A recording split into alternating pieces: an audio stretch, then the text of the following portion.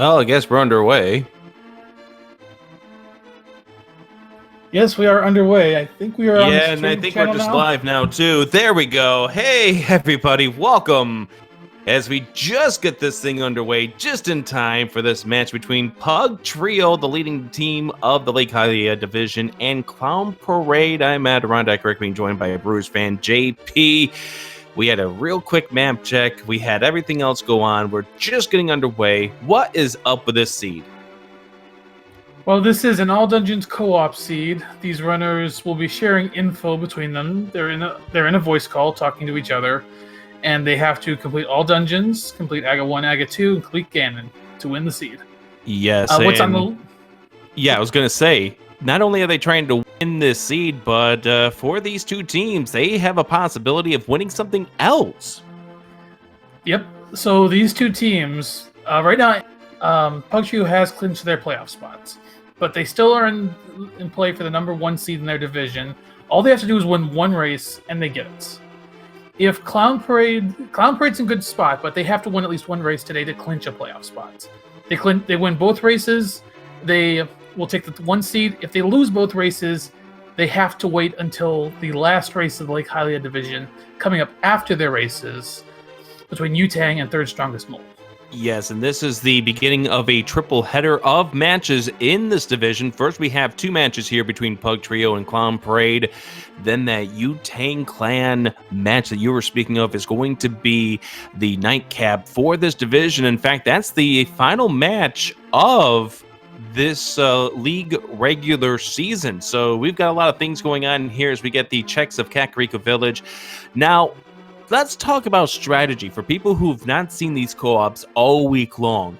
How do you want to play this out between these two teams?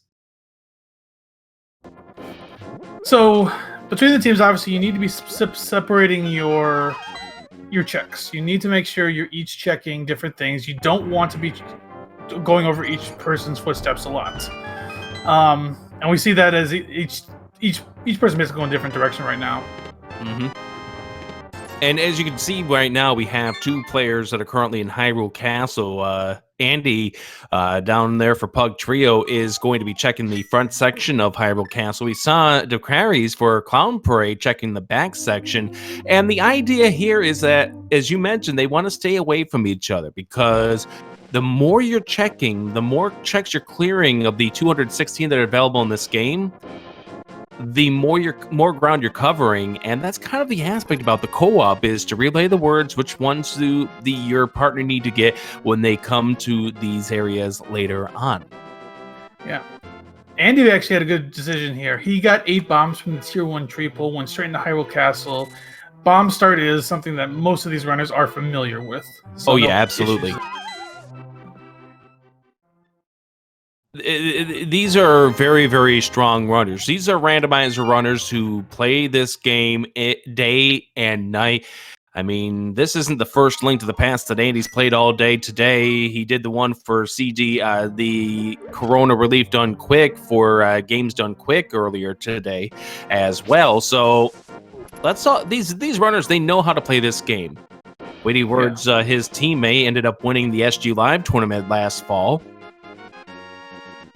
Yep, and Shareen and Dracarys, definitely good players too. They've been around quite a bit. They can easily take these two down.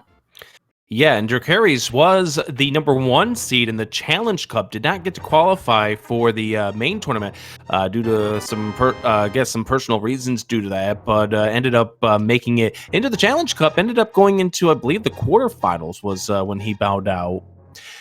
As we do get ourselves a nice array of items early on. We get the hammer in Kakariko Village. So we know that Andy and Dracarys are going to have to get back over there to the village at some point. But the difference is that they know exactly where they're going to need to go when they make that trip in.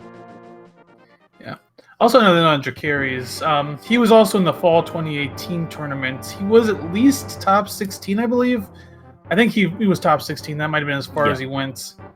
I know that because he played me in the top 32. That's how I know that. So we've got a hammer, we've got a glove, we've got a flippers, we've got a moon pearl. We actually have our Dark World access already known at this point. Yeah, it's just a question of how we're going to connect all the dots at this point. We do know a glove is going to be where Shareen is heading right now at Sahasrala's hut. That's something that we haven't seen Pug Trio touch just yet. I think the case is that one of these two were hoping to maybe get a bow so they could complete Eastern Palace as well. As we did get the map check earlier on, all 3 dungeons here in the Light World are regular crystals. So our Dark World's going to be a very interesting map to look at when we get there. And a lot of the Dark World dungeons tend to be dungeons that, if they're pendants, they can be items in GT to access them. Keep an eye on Shareen's screen. We're about ready to get into the Dark World as he's got the mitts, or rather not the mitts, the gloves, the hammer, and the moon pearl. So the map check that we're going to get for this Dark World is likely to come from him. Of course, will he give it to us at this point? He's being shy. There we go. There's the map check. I see pendants on the far left side, and the 2 red crystals are on the bottom and bottom right. So Swamp and Ice, your 2 flipper block dungeons, are your 5, 6, and left side of Dark World are your pendants. Left side Dark World pendants, that actually is not so bad now in terms of what I was saying earlier. Oh, there's some boots for Shareen. Oh, yeah, that's beautiful information right there. And there's a bow too. Okay. And that's actually a full clear pod that Shareen could do right now. Yes, absolutely. Will he go to Palace of Darkness at this stage? Now, probably not at this very, very current stage. Just wants to get a few more checks in while Dracarys is playing catch up by going over to Kakariko Village to get everything else that they need. As WeityWords is making his way over to the Ice Rod Cave. Yeah, Dracarys, he's gonna get all those checks out that Shareen did, because he basically, Shareen just said, "Get boots, go get boots." I mean, that's how much of the boots are an advantage. You want those boots as soon as you know. Well, the thing is that you're going to probably be figuring, oh, the hookshot is an Ice Rod Cave. That's a very nice nice find here for WeityWords. Logically, it doesn't do anything, but it may get one of these two when they make their path up to the to that area to maybe go scope out the mountain as opposed to going to do other various things. As it looks like WeityWords is making his way over towards Eastern Palace. Yes, it does, and unless there's a bow in Eastern, which is a possibility, he'll have to double dip it. So he might be just be grabbing the stuff in Sahasrala's closet. We'll see. Interesting, because it does have him marked off for having the gloves. He hasn't picked that up yet, though. I think the pearl was back here. He's going to find out that the green pendant is Skull Woods. There's the moon pearl right there. And it's actually 2 gloves, so that's it. So he found another pair of gloves somewhere else. Okay, Mini Moldorm had the other pair of gloves. That explains it. That is a lot of access early. Yeah, this is one of those co-op seeds that is made for co-op because there's so many places that you can go, and as you mentioned, one of the goals of these runners is to stay away from each other. Yeah, exactly. And I was actually going to go back to something before I was mentioning about GT possibilities. Looking at our pendants, the only thing we have to worry about for GT is either the minor medallion or the flute. So those are 2 things that we're going to have to keep an eye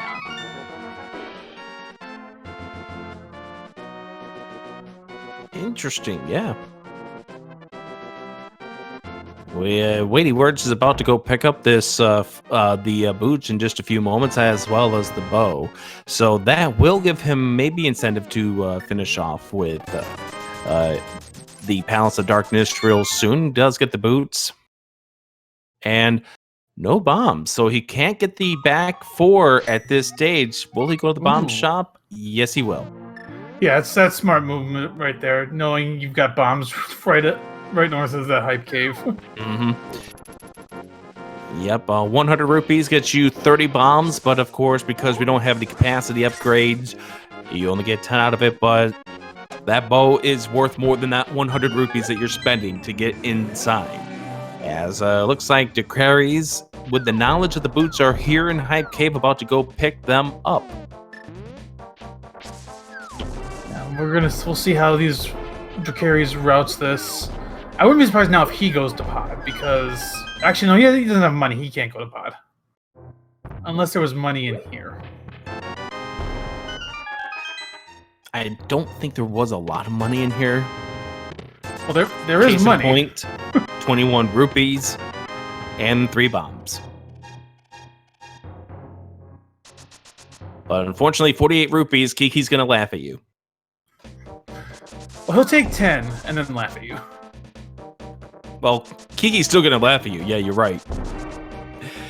Andy making it over here to the Waterfall Ferry Bombos, as well as a blue mail. Now, you give a runner like Andy and WeightyWords a safety like that with the low health that you're going to expect in a co-op seed, they're not going to be looking around for safeties. And that's one of the things that is underlying about these co-ops. You're going to be dealing with some low health scenarios because of the lack of items you might be finding based on how your partner's routing it. You want to make sure that when you're cleaning up what your partner had already found earlier on, you want to get the essentials and only the essentials. Yeah, typically that's going to be sword upgrades, a mail, at least one mail upgrade. Full heart containers is good, not necessarily heart pieces. But things like that. Also, I wanted to mention one thing with that Bombos medallion. We have everything for Ice Palace. 11 minutes, about 12 minutes in, that Ice Palace might look tempting. It might look tempting. Obviously, you really would love to find the Cane of Samaria first because of the icebreaker. Yeah, I definitely would love to have Samaria going in there, but at the same time, if you think something's in there, because this seed basically is giving you... yeah, wrong cane. But yeah, this seed is basically giving you everything for Ice Palace early, and you've got to just start to think, is Ice Palace something? WeightyWords, just go over to a paint shop and paint it red. Are there any paint shops in Hyrule? I don't think so. Unless the potions act as paint. Good point, because we do have the red potion. It could very well just sprinkle it over there. There's the mirror. That's going to allow for better routing when you do Eastern and the Palace of Darkness. Better routing for those, as well as Swamp Palace access. Yeah, but we're still... Well, at some point in time, Weighty's going to have to pick up the flippers to give him access to that. That's, I guess, where I'm going to be going with that statement. So, already in 13 minutes in, we've got a lot of good items so far, but we still need a fire rod. We still need an ice rod. Obviously, we still need quite a few more items to complete our crystal dungeons. First, check at Zora, 20 rupees. Yeah, the life lesson continues again as Andy's about to go pick up his boots. And we have our first of our dungeon exploration here for WeightyWords. He's in Pendant Thieves Town, which in all dungeons is a little less scary than it is when it's Pendant Thieves Town in a normal open mode. Yeah, you got to do it anyway, so you can basically come in here whenever you want. Not to mention that Thieves Town is a dungeon you can do a little bit lower percent. You don't have to worry about it as much. 5 hearts is still a little scary, but it's definitely something that Weighty can handle. 5 hearts and green mail, it is still a dicey dungeon, especially when you have these enemies that roll around, walk around, they do 2 hearts damage. Probably really hoping that was going to be a health refill there for WeightyWords, but it isn't. Over on Dracarys' side, he's found the blue mail and that Bombos medallion. And yeah, Weighty's going to head back into the back of Thieves Town as Shareen's giving us our first look at Eastern. Yeah, Eastern Palace are one of our regular crystals in this case around. It is technically a dungeon you can beat, but not logically, as we do find out that the stun prize for this seed is small magic jars. It's nice to at least know that in case you run into a low magic situation.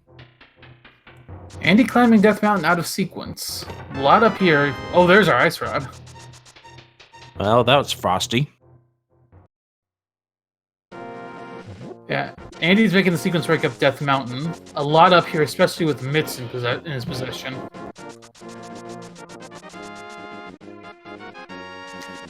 $10 arrows over there on top of Spectacle Rock, 20 rupees inside Spectacle Rock. We're not going to see Andy. Oh, that's not a good death there to take. WeightyWords takes the death before he could open up the chest in the attic.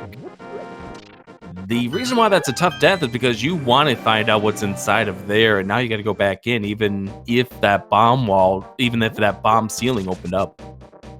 Yeah, gonna cost him probably a good minute or more.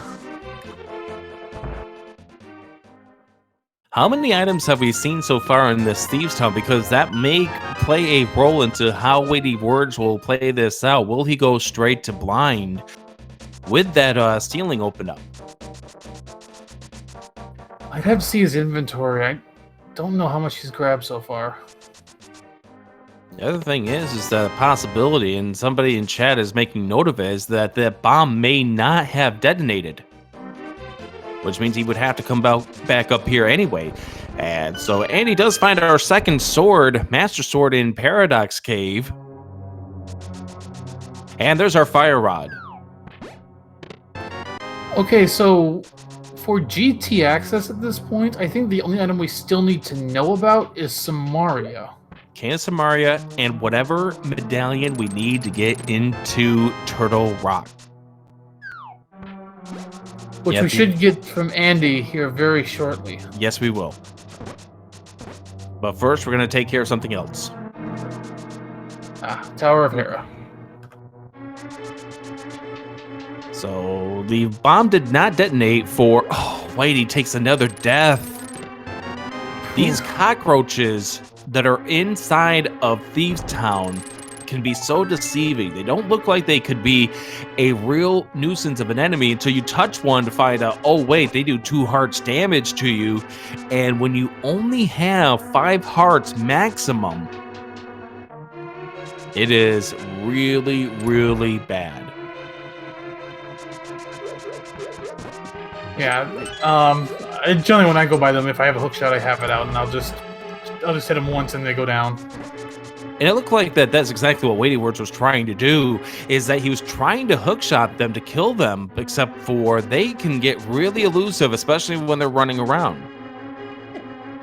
Shareen's not getting the quick kill here for the Zarmos, and gets 20 rupees for the reward. Our first crystal of the seed will go to Clown Parade, as we now get to see how Dracarys will handle the cockroaches here on the attic.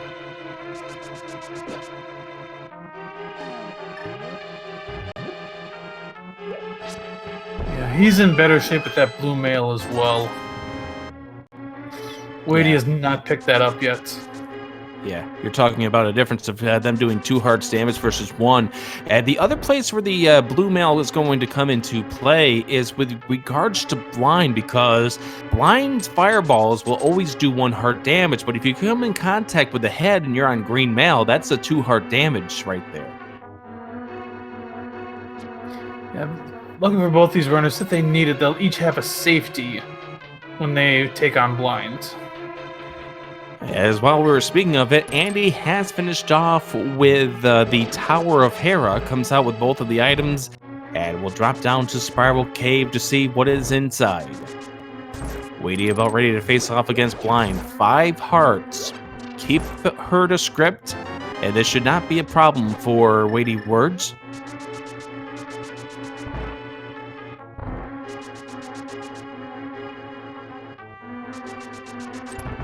So far, this fight looking pretty clean for WeightyWords. Hasn't taken a hit just yet. Stage number 3, and WeightyWords can say, goodbye, Thieves' Town forever. That's vanilla, that book. I didn't even notice that the first go around. Oh, that was another thing we would needed for GT access. I missed. Yeah, that is absolutely needed. And that really does mean flutes can now be in GT. You say that like that's a bad thing. It kind of could be, because if you, let's say you get all your crystal dungeon access and you're still looking for your pendant dungeon access, how do you route it? Exactly. And that's the kind of thing that I would like to see from these kind of skilled runners. Like, that worked? Okay, I didn't realize that teleport was going to work, but it worked.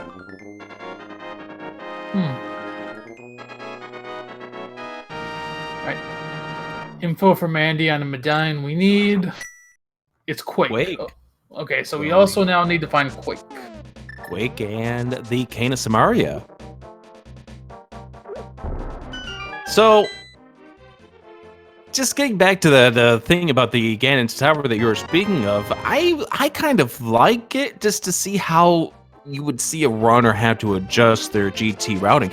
Because normally the main thing with GT routing is, okay, where's the big key?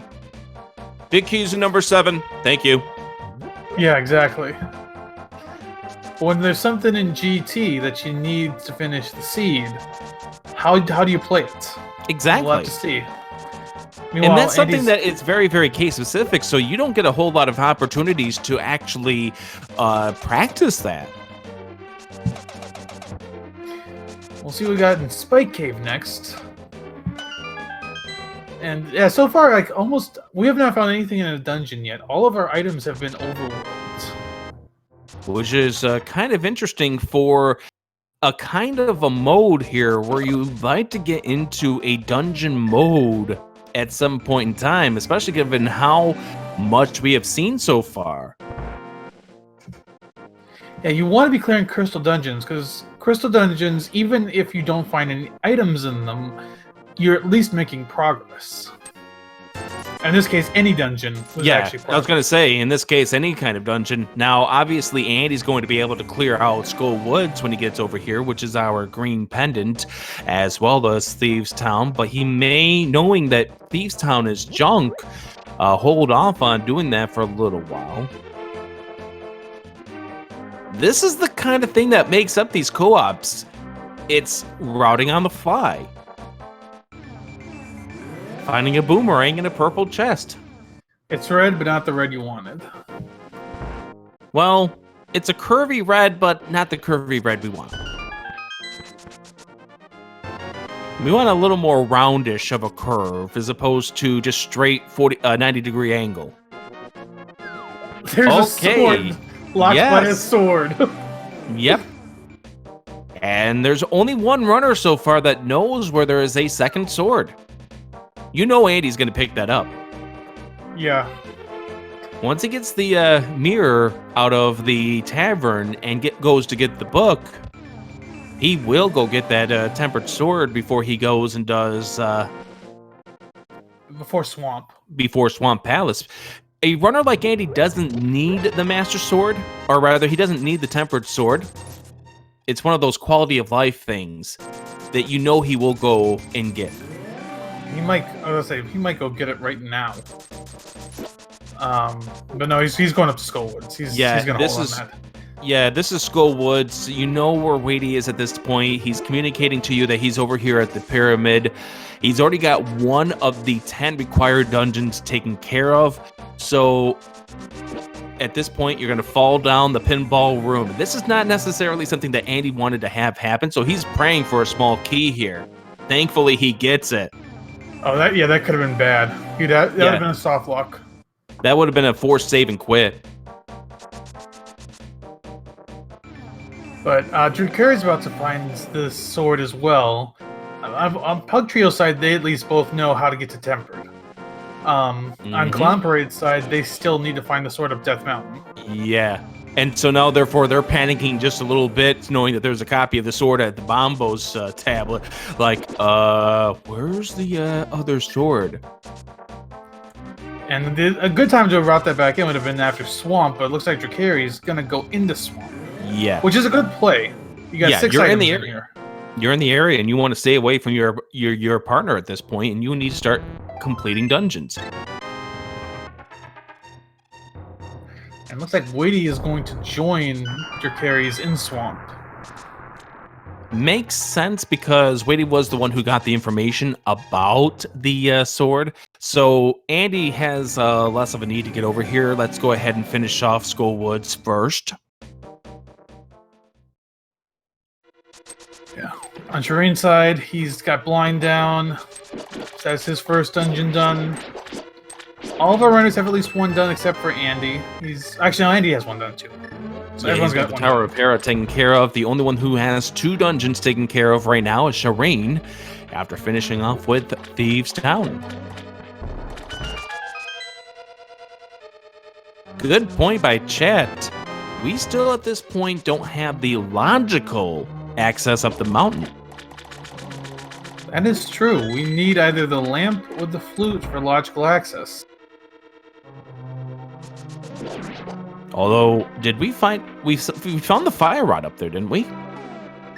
Yeah, Andy found it up on Death Mountain. Okay, so what Andy's doing at this point is going to be a continuation of the sequence break. If the flute turns out to be here in this back section of Skull Woods or on Sahasrahla, then it's going to tell us a few things about this seed. Flute or lamp, finding either back here. Oh yeah, absolutely, you're right. Because if it turns out to be the lamp, then that tells us the same exact thing, just the opposite, that the flute is your access up to the mountain. Which should actually be a big knowledge in this. Let's say you find lamp back here. You now know flutes can't be behind the fire rod, which means that the flute can't be in GT because you need fire rod for Turtle Rock. That's correct. Of course, where is it? We don't know. Because there's a lot of things here that can come into play, and the lamp could very well still be in a very awkward location as we get the big key and the green pendant off of Mothula.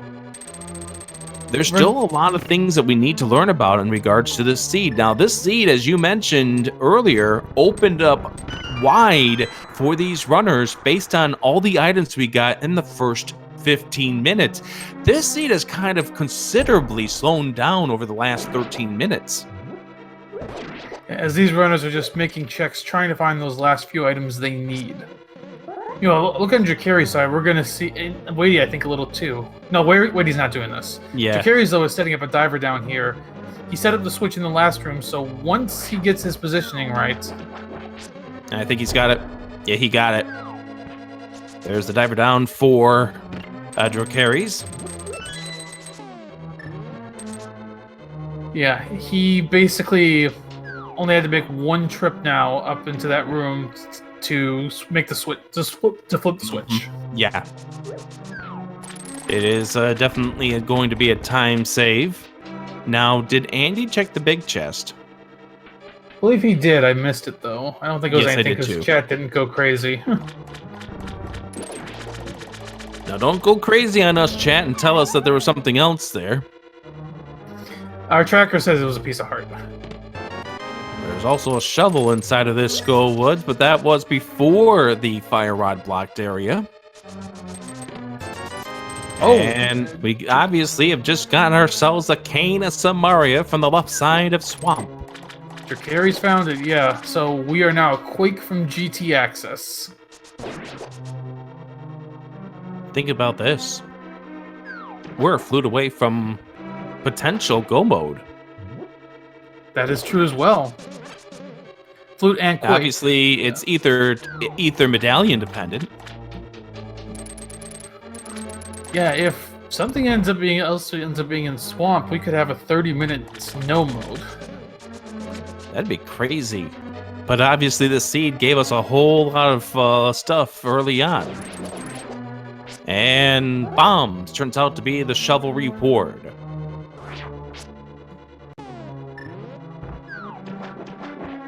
Dracarys setting up another diver down. I think he was off position. There we go. We get ourselves the map and a piece of heart. It looks like Weighty is getting ready to set up the diver down as well, clearing out both of the enemies.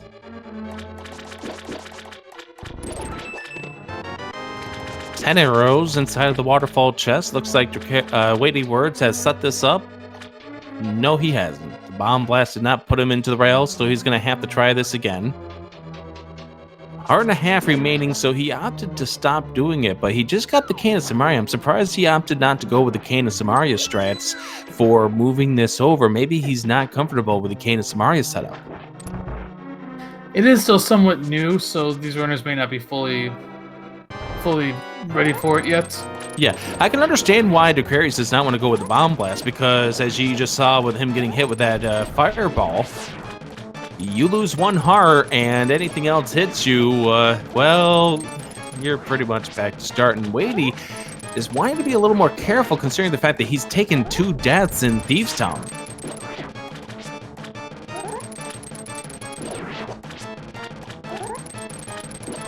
Dracarys being a little bold with Argus by trying to get his puffs down from the below him, which can get a little dicey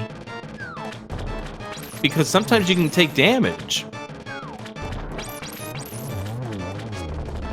But Clown Parade Dracarys finishing off with the Argus fight gets red mail. You know at this point that there's no way that Weighty's going to try to route in that blue mail at this stage. Unless he needs that Bombos. Which right. is still possible because we don't know what Myers' medallion is. Right, because that was what, a Pyramid Fairy? And that Pyramid Fairy, Waterfall Fairy. Yes, that was Waterfall Fairy. Dracarys, I think he's going straight over to Ice Palace. He's going with the same strat there, at least at the very, very beginning, as Andy gets ripped off by a big, gigantic fish. Game number 1 between these two teams. This is a doubleheader for these two teams. Game number 2 coming up right afterwards at approximately 6:10 p.m. Eastern.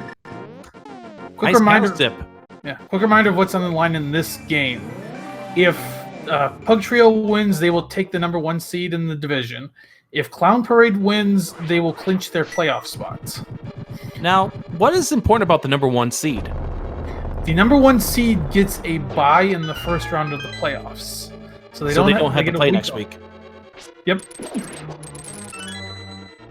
Just a reminder for those of you who are watching the league here, the way that the playoffs work, next week, the number 2 team and the number 3 seed team out of each division will be facing off against each other. It is going to be a best-of-5 series with game number 1 between the way that the players are ranked was determined at the very, very beginning of the season.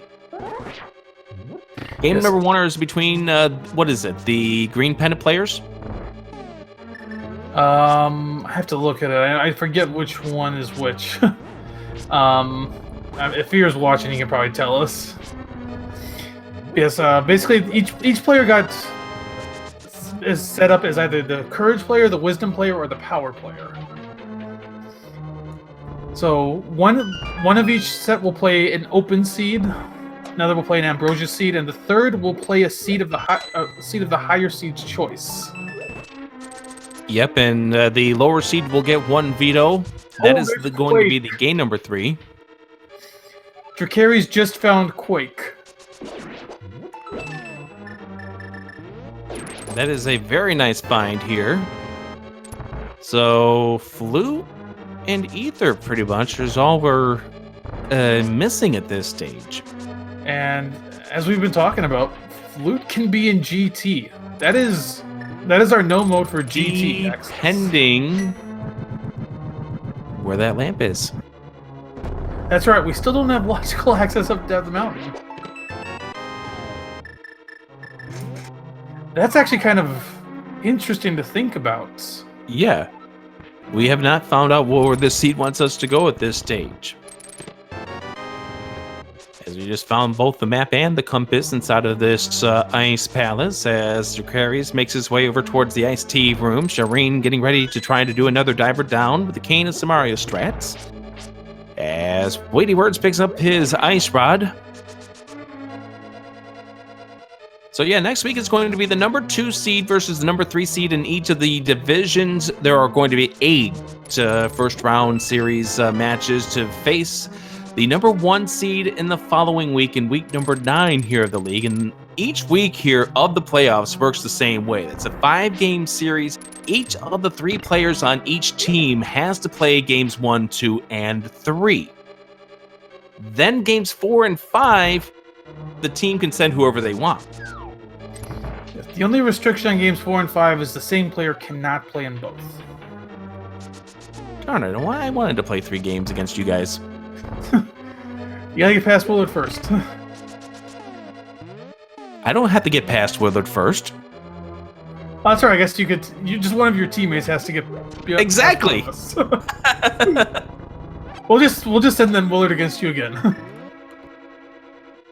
I'm gonna go cry to my mother. Make me have to go up against Willard more than once in a week. I know he's bad, but I'm worse. Playoffs begin next week here. It actually begins tomorrow. Should be a lot of fun. I'm looking forward to the playoffs. I didn't expect our team to make it to the playoffs. Yeah, it'll be a good time. Make sure to start watching tomorrow. Absolutely. But right now we got Dracarys on a hammer cold stare fight. And I really like how he's treating this fight. This is a very good fight. Well, until that. Oh, until that. He had a blue potion, thankfully. Well, yeah. Like, that was a beautiful fight for that first puff, and then things just got a little derailed once I mentioned it. Commentator's curse, I know. Good thing he had that blue potion that kept him alive. Ether! Oh! So, we have Ice Palace, Medallion Palace. Ladies and gentlemen, we are now just a flute away from no mode at 36 minutes in. Here's the funny thing. Nobody's been to Palace of Darkness, and that's been available here since we got the bow. Did Andy set himself up to go to Pod right after Easter? I didn't keep an eye. I was more concerned about that quake that was in Dracarys' Ice Palace. So Shareen's going into Ice Palace. He's been. No, he didn't. Okay, he didn't. He's probably heading that way now, though. Yeah. But yeah, Dracarys told Shareen, just go get to the 2 medallions and get through Ice Palace.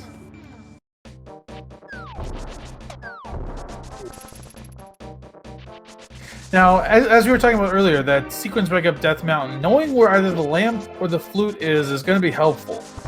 If you were to somehow find the flute up on Death Mountain or locked behind something from Death Mountain, then you would at least know. If you find the flute up there, then fine. You got the flute, you're in go mode. If you find the lamp, then you know, okay, flute can't be in GT potentially. So keeping an eye on your sequence breaks right now will definitely be very helpful. And I think, okay, what I was about to say, is Weighty going to make its attempt on Turtle Rock? But no, he does not have the medallion yet for it. Yeah, he doesn't have the quake to get inside of this stage. He is going to go check one thing that Andy did not have the ability to check when he was up here on the mountain earlier. That is the Ether Tablet. As we do get another check here from Dracarys on the bottom right. That is the Pyramid Fairy. Top left, what do we have? That's half magic. And bottom right, we find ourselves the other curvy stick. And there's the lamp! There's the lamp that was not locked behind Death Mountain. That's correct. So therefore, that's our logic right there.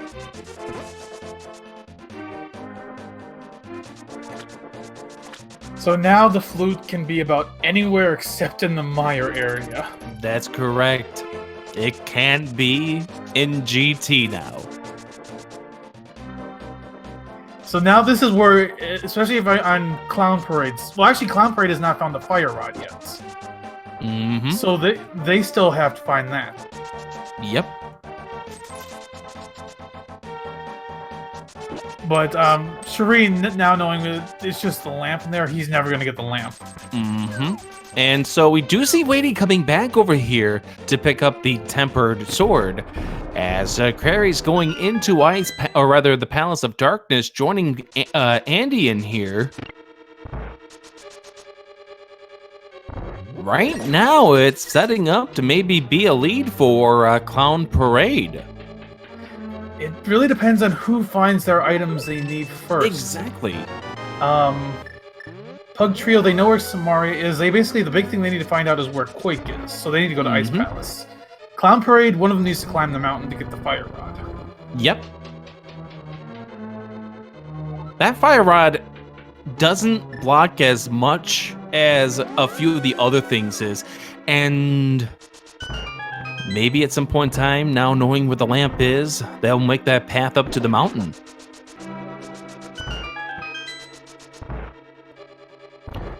So obviously we are on a hunt here for the flute. Shareen going up against Colster. Fight's not going as good as we saw from Dracarys. Dracarys had a very good start to the fight. Unfortunately, Shareen having some issues with the puffs at this point, but trying to do this with fighter sword spins.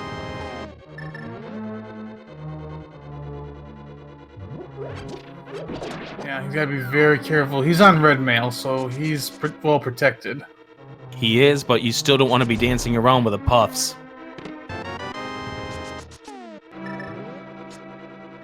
Keeping an eye over here on Andy because he's got the lead right now on Dracarys inside of this Palace of Darkness search.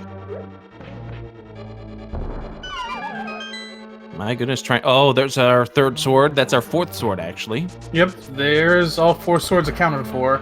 Dracarys will get that, so that'll be some good info for Clown Parade. Oh, yeah. Now, Shareen's going to have to be careful, down to 1 heart. He might want to pull his cape out. If he's going to be doing sword spins, then yes, absolutely. 1 puff remains. Okay, gets him down. Oh, wow.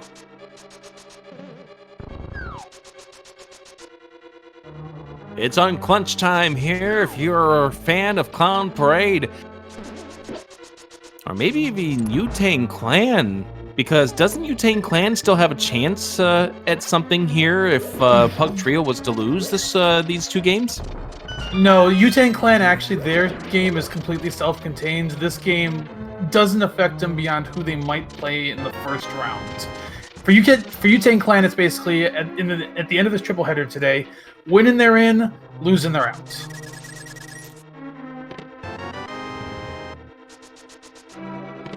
WeityWords heading here to the back of Desert. Actually, the other team that we should talk about who would be affected by this is the other team in their division, the Immortals. They are done with their regular season. They're at 27 points. If either Clown Parade loses both of their games, or Wu-Tang Clan loses at the end of the day, the Immortals will make it in. But at this point, they've done everything they can. Oh, he can't grab the big bomb. I'm not running a charity here. I'm surprised they're actually going for that, because... they don't have Fire Rod yet. This makes sense. Okay. But yeah, the Immortals either needs Clown Parade to take 2 losses or Wu-Tang Clan to lose later.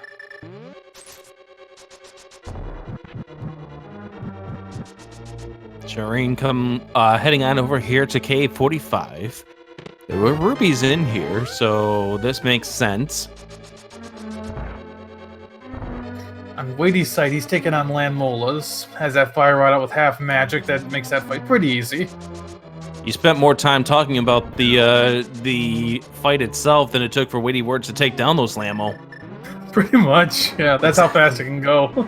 Yeah, especially when you have half magic. 6 Fire Rod shots will take care of him really fast. As Andy is waiting for the wall to move, and Dracarys will be joining him in just a moment. And now Shareen now able to pay for this big red bomb that will lead to his lamp.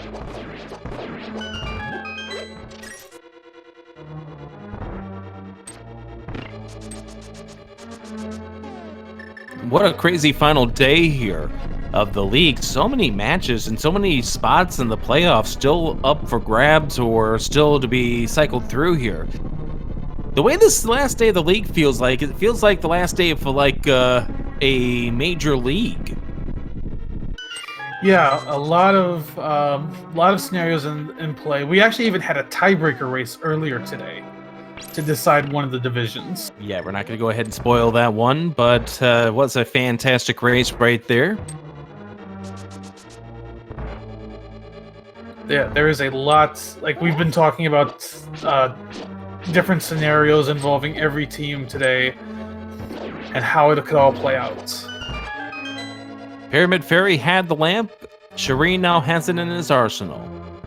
Now, Shareen looks like he's heading over here to the Palace of Darkness, which he wants a sword, I think. Could be, yeah. At some points, you cross your opponent or you cross your teammates' footsteps just to get like stuff that will make your seed much easier.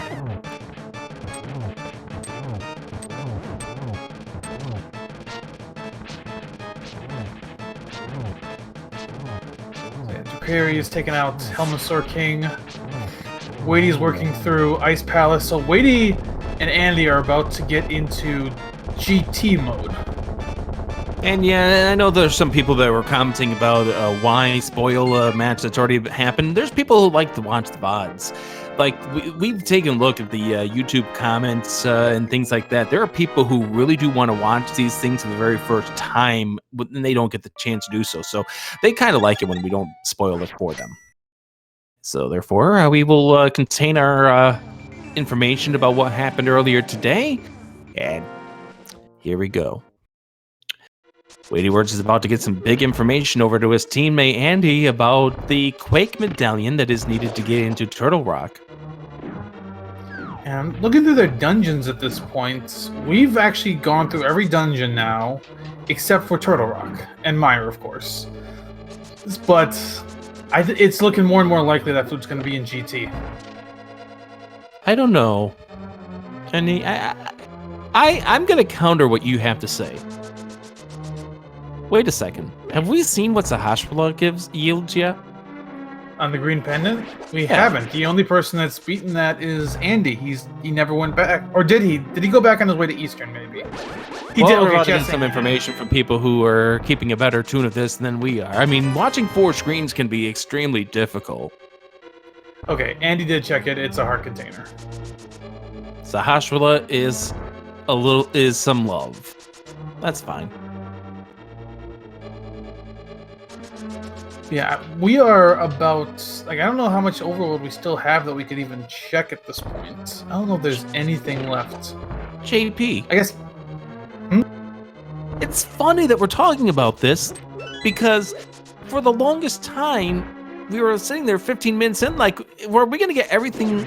Are we going to know everything about this seed in, like, 30 minutes or less? Is it going to be faster than a pizza delivery? And here we are... We're kind of gone into stall mode here. Yeah, I mean that's kind of how a lot of these seeds go. It seems like I've definitely had that in seeds all the time. It's like, okay, I got all this stuff in the first 15 minutes, and then I don't get my go mode for another hour. No. And then you sit there going like, where's this go mode? And then your mood starts to deteriorate, and then further and further that it goes without you finding that go mode. It's like,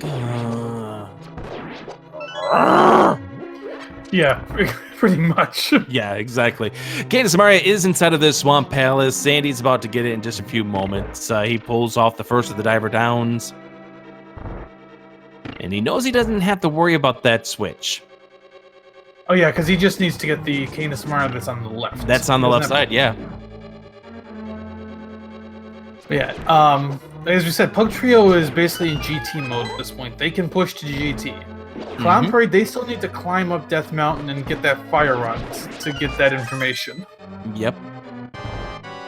And I wouldn't be surprised if we see that coming up here in just a few moments. But the unfortunate thing here is that Clown Parade is going to be in a position where their routes are really forced to merge together at this point. And They may split things off like Tower of Hera, but Tower of Hera compared to Turtle Rock is not a big difference. Yeah, as exactly as you mentioned. Like, Hera's very quick. Turtle Rock takes a while. So where's Dracarys gonna head now? He's got to go up the mountain. Maybe But that's not the mountain.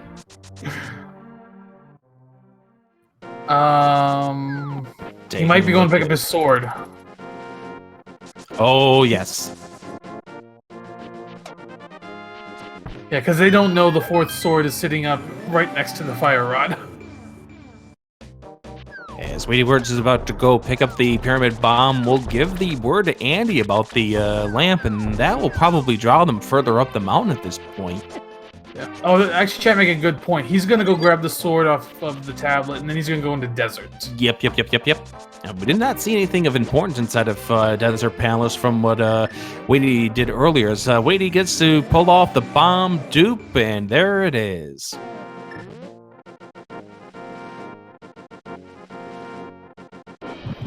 So I have to think Shareen is gonna climb the mountain. Look at this fast kill here from Andy. Not quite a zero cycle, though. Yeah, he's gonna have to sit here and wait, but still. That is more advanced techniques right there that you see from a runner such as Andy. And there's the crystal to fall for Andy. So we are now 4 crystals rather, for Andy at this point. Weighty is at 3 crystals. Over on the other side, Shareen's currently sitting at 4 crystals, and so too is Dracarys. So they both have an even amount of crystals, as it looks like Shareen's about ready to go and grab that tempered sword as well. Okay, I kind of see what they're thinking now. They're trying to make the mountain like their last stop. It's a bit of a risky play, because, well, I guess it's not that risky. It kind of is risky, because say you were to find Flute up on Death Mountain, and then have to come back down for Fire Rod in Mire. It does take a little time, so there is a bit of risk to holding on Death Mountain as long as they have, but it actually might end up working out for them, especially if that flute does end up being in GT. Well, we're not ready for the routes to merge just yet, but we do see WeightyWords getting into the Palace of Darkness. With the Tempered Sword, I don't see him going down all the way to the back to... Oh, actually, he still might, because the fact that that sword, that 4th sword, is just around the corner from where the big key is. You had to go to Harmless Hellway to get the big key. Yeah, so he might go pick up the sword then on the way to the big key. It's right there in his path. We always say for these runners, you don't need the gold sword, but if it's in your path, you're going to grab it. Like, if it costs you a second, you're going to grab it. Andy, currently inside of Ice Palace, knows he's going to get both medallions out of here. The Quake, obviously, for Turtle Rock and Ether, which you are guaranteed to pick up because it's on Cold Stare. And that really is the only things that Andy has to worry about here as he gets ready to pull off this maneuver here with the Icebreaker, and does it pretty much flawlessly.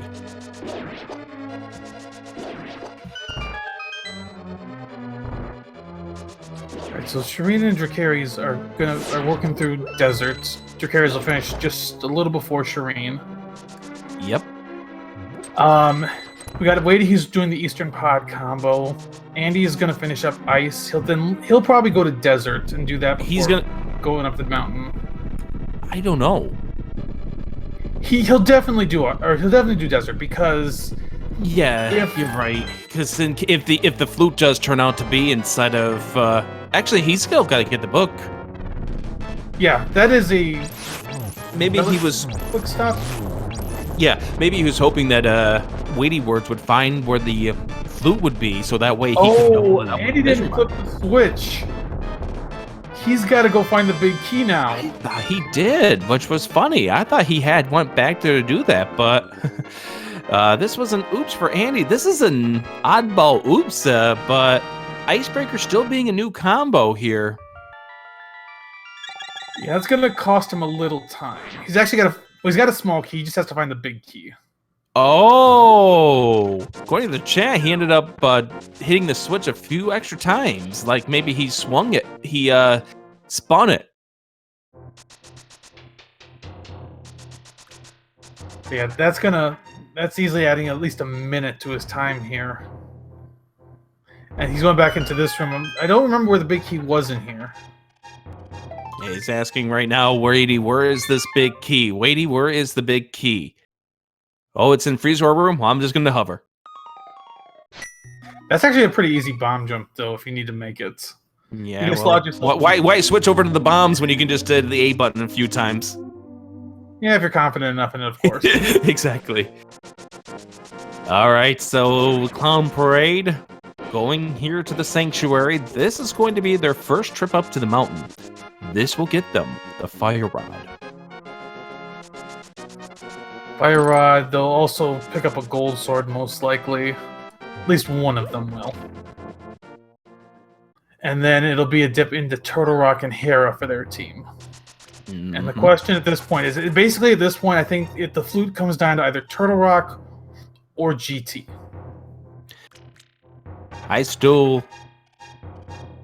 I mean, there's a piece of me that believes that it's going to be found in Turtle Rock, but there's also the piece of me that wants it still to be in Ganon's Tower, just to see how we route this thing out.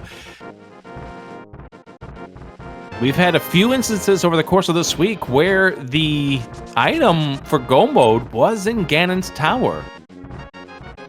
I will say this right now. It looks like Clown Parade is in the lead. Looking at their... Clown Parade, each of them have 6 dungeons done.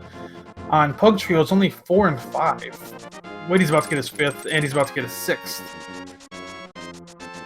So that's interesting. But yeah. That also means that also brings us to the reminder here that there are a lot of checks here on this mountain once Clown Parade gets finished up doing them all. But even there, yeah. So I see how they're dividing there. Shareen's going to go into Hera as Dracarys is doing the checks on Death Mountain, the overworld check. Mm-hmm. Oh wait, that's right. Andy still has to do Thieves Town according to the tracker. Yeah, Clown Parade definitely has an advantage right now. Yeah.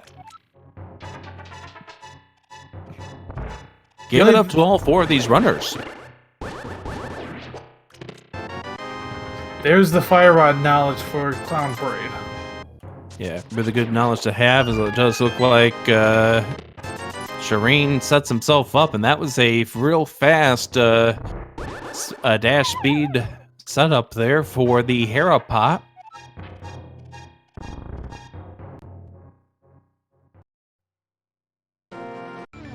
So, at this point, we're going to see Dracarys can keep checking. He's most likely to go into Turtle Rock as soon as he's done with his checks here. Yeah, I wouldn't be surprised if he doesn't go into Turtle Rock at this point. You want to try to stay away from your partner, especially now that you've got the Fire Rod. Andy going into Thieves Town. He'll probably pick up the book right after he's done with this. So Shareen now facing off against Moldorm. Moldorm 1, Shareen 0.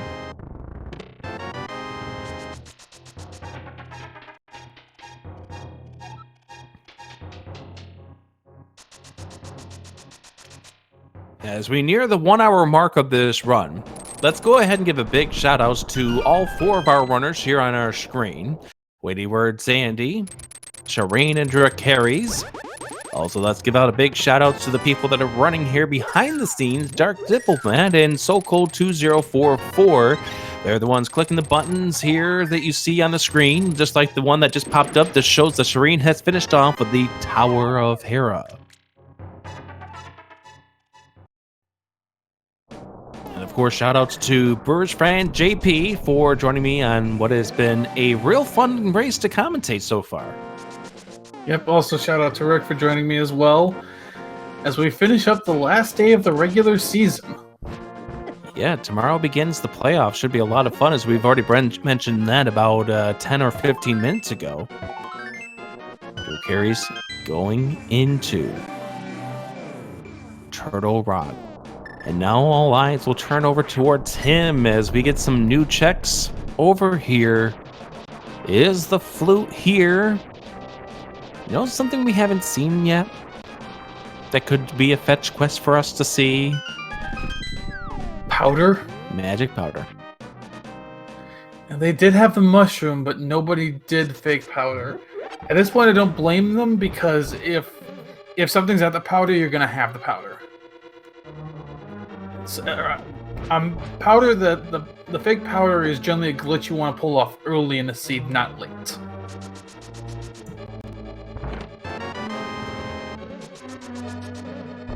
Check number 1, small key for Dracarys.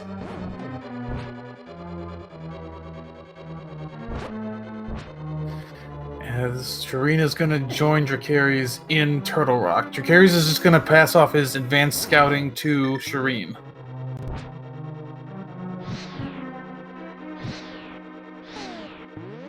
Oh, he missed... Okay, I'll say he missed the torch, but he corrected himself really quickly there.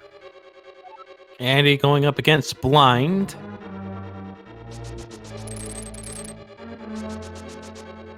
Still a solid fight. There's the big key. There's a small key. So Shareen's going to have to follow Dracarys a little bit for this first section of...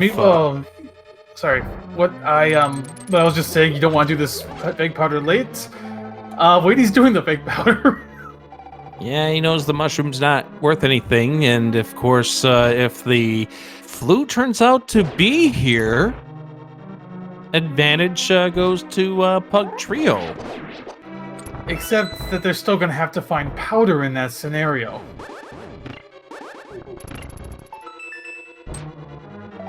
Ten bombs. That's true, they would still have to find that.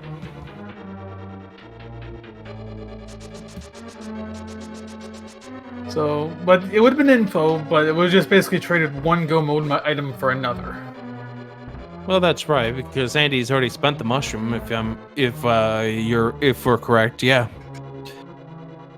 All right, so now the book for Andy. He's gonna go down to desert, and he already knows from Weighty that the flute is not going to be here. Actually, the trade on Agoma wouldn't have been a bad thing, because if say it had been on the powder and Shareen and Dracarys find the powder, they still keep checking. Small key.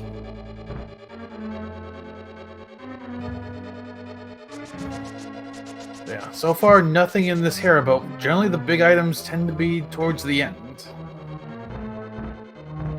You mean Turtle Rock? But absolutely.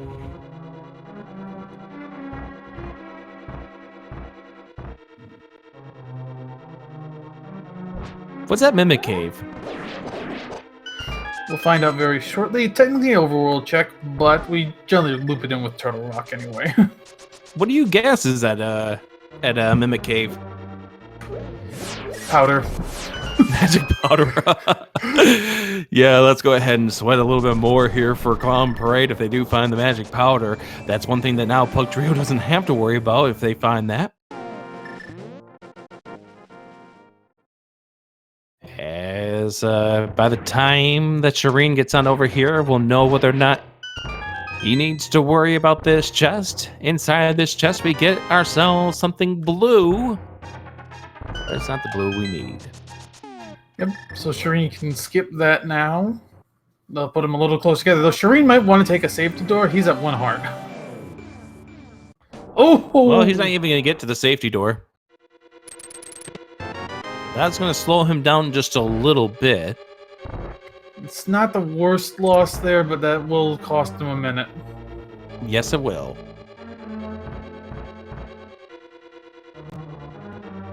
So at this point, we know it's either going to be the back section of this Thieves Town, or no, not Thieves Town, Turtle Rock, or Ganon's Tower. There's the single arrow.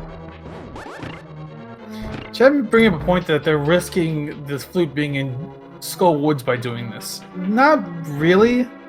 I know they found one item in the front of Skull Woods, so you're basically risking one location. So yeah, there is a risk, but it's it's an acceptable risk. And that's true, the fact that they have left off Skull Woods, but they didn't even have access to beating Skull Woods until just a few minutes ago because of how late they got up the mountain. Alright. Got some information coming quick here as we get 4 checks on Laser Bridge. Check number 1. There's the small key that gets us to Trinex. Number 2, 10 arrows. JP? Number 3, a map. Number 4, delayed for a minute as we get knocked off. And knocked off again. Let's not get knocked off one more time. He's pulling out the cane, he's not taking a risk. Piece of hearts. At this point, Dracarys was hoping that that piece of heart was going to replenish his life. Yeah, he has no powder, so he's got to go with what he's got to go. I believe he's also used his potion up. Yeah, he's going to have to be careful, and he has not gone through the safety door here. Doesn't even have enough magic to go ahead and do the switch. That anti-fairy trying his best. We're going to just go ahead and use some green goo at this point. Anti-fairy, why? There we go. By the way, I did look at Dracarys' inventory. There is an item on Trinex. Oh boy.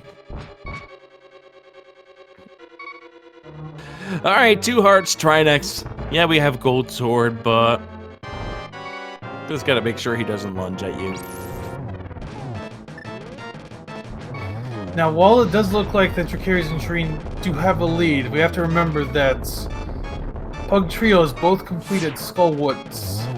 That's correct. So, it's really close right now. I don't know who's ahead, and it could come down to a GT route. Well, here's the thing about what Clown Parade is setting up. They're gonna do GT together. Not quite. Dracarys has to mirror after this and go into Hera. That's right. Technicalities. One can check the left-hand side, and when the other one finishes up, they can check the right-hand side.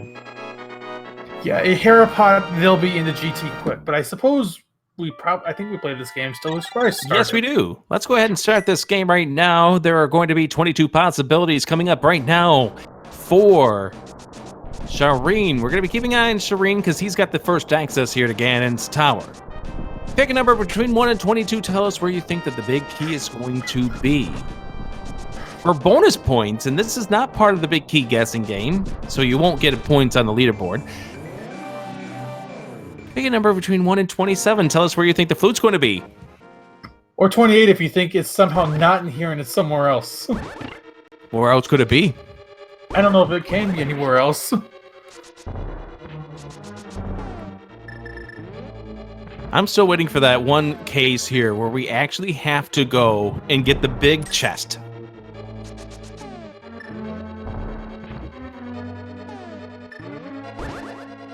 Alright, Shareen will be first into GT.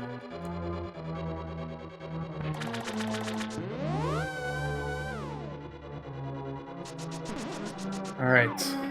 So, let's see what we got in Shareen's side. He's starting in Hope Room with a heart container. 20 rupees, he's got to go left. And Dracarys is finished off with the Moldorm fight. And we'll get his access into Ganon's Tower in just a moment as we pick up a heart container. That's check 3. That will be indeed check number 3. At this point, Shareen's probably telling Dracarys to go ahead and grab that key out of this room and head on over towards the right-hand side, because we haven't seen a key so far, or do the Dark Magician route. Yeah, Shareen might do the Dark Magician route and let Dracarys do the left. Well, we found ourselves a key in the first chest. Didn't get to see it on the screen. And upper right was a small key as well. And so, yes, it does look like Shareen is going to be doing the Dark Magician route. And he'll probably tell Dracarys to go full left while he's going right.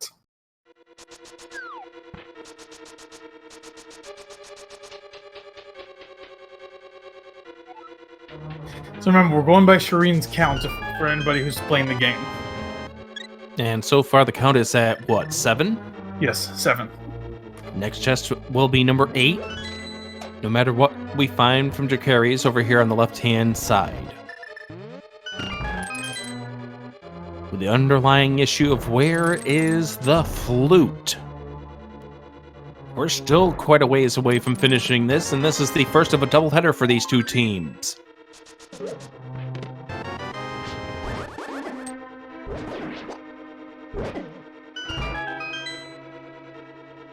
Well, there was something in that top right. I don't know what it was. Bottom left was 300 rupees. Top left was something.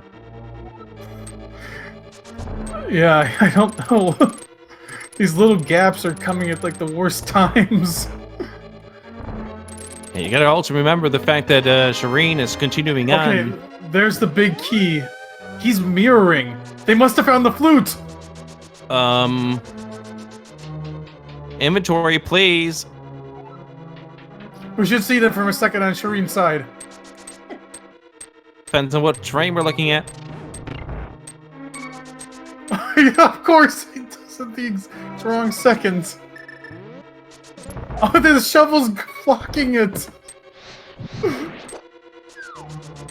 Well, this is going to be chest number 7 plus 4 is 11 plus 1 is 12.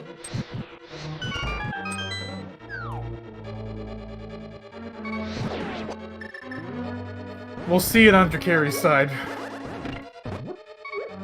Trigonometry with the guess here. Dracarys finds magic powder. That's where the magic powder is. Oh, God. There it is. Yes, it is. We have ourselves the flute inside of Ganon's tower. We have the attempted death for Dracarys. There is our go mode at 1 hour, 11, and 10 seconds. Now the question is this. Is the lead that Shareen and Dracarys have enough? Because they have to go and clear Skullwoods and Mire. And they're going to go do Skull Woods before they activate the flute. The other part of the question is when do you do Ganon's or Agam's tower? You do that right after Aga 2. You do Aga 1 right away. You go to Skull Woods, you activate your flutes, then you go to Mire, finish Mire, save and quit, you're on the pyramid. Good point, yes. I like the way you think.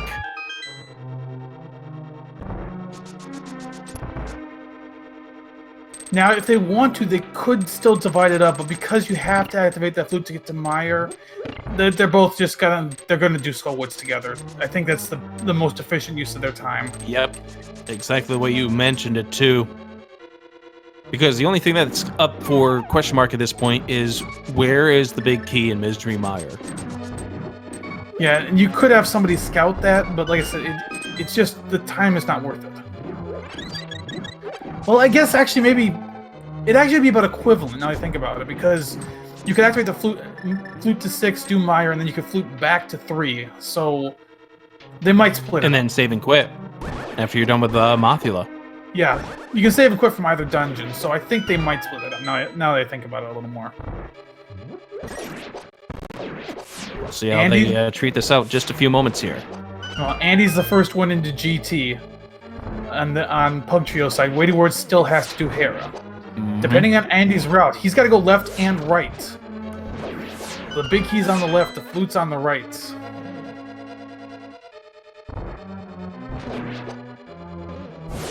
Just a reminder at this point, Pug Trio is assured a playoff spot. Clown Parade, they win a playoff spot if they win this, correct?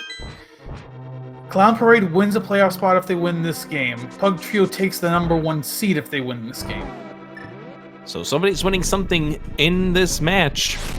It is either a playoff spot for Clown Parade or a first round bye with the division title for Pug Trio. And this was a very, very stacked division too to begin with.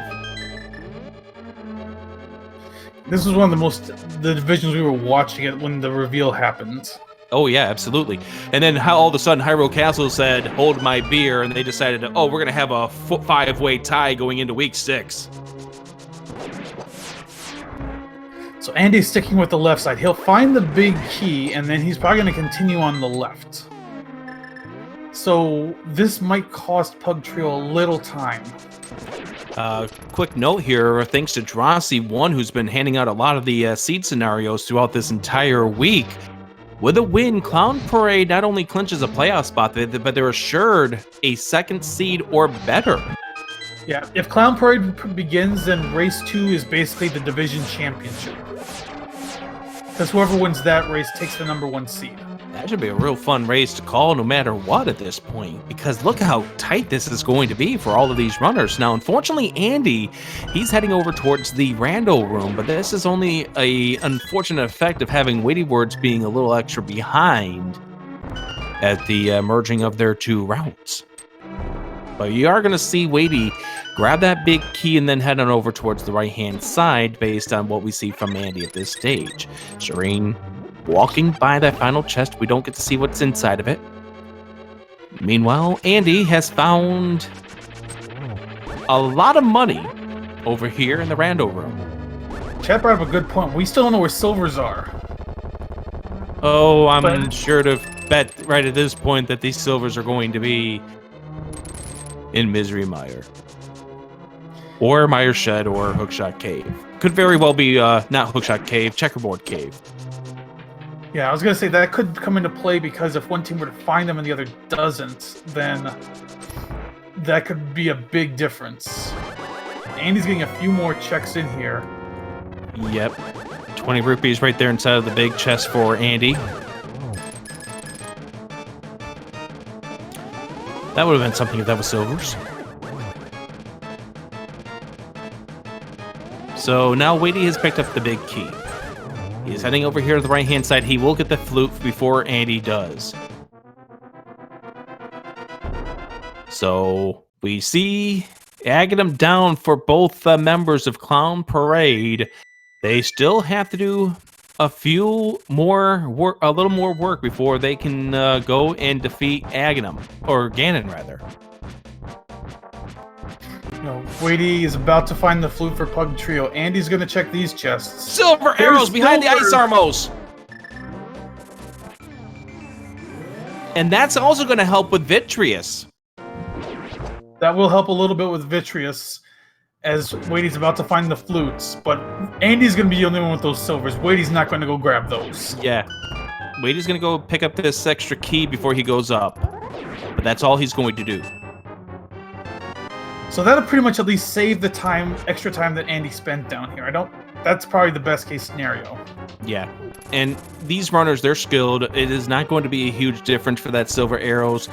The Vitreous fight's only going to save maybe 5, 6, 7 seconds at the tops at this point, considering the fact that we have Gold Sword and Magic Cape for both members of Clown Parade.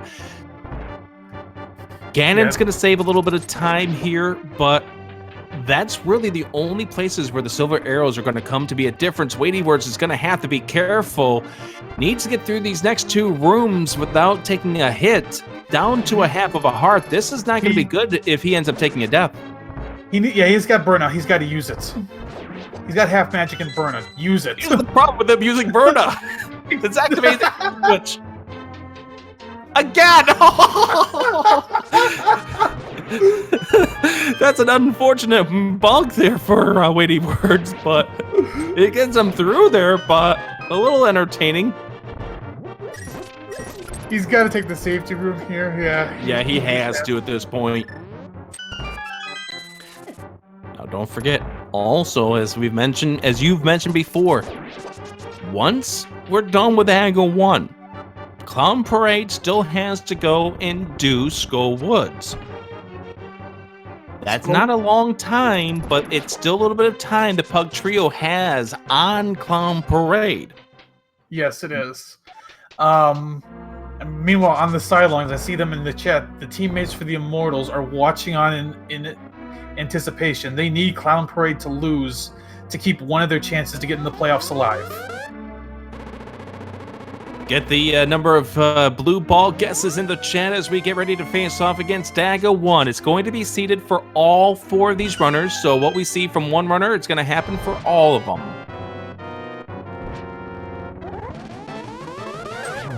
Apparently, we're not going to see what happens with Shareen at this point.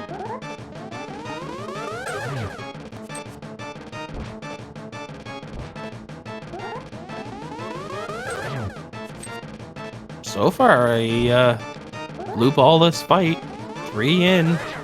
And then I say that. And number 4 is, of course, blue balls.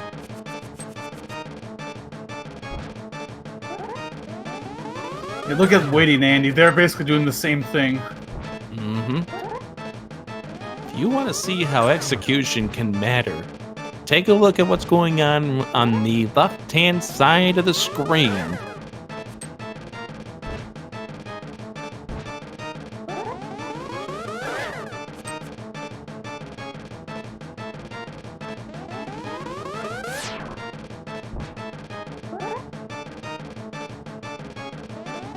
As we see Andy up to the first of the steps here on the 6th floor. Clown Parade, Dracarys has finished off with Aga 1, while Shareen, well, we don't know what happened there.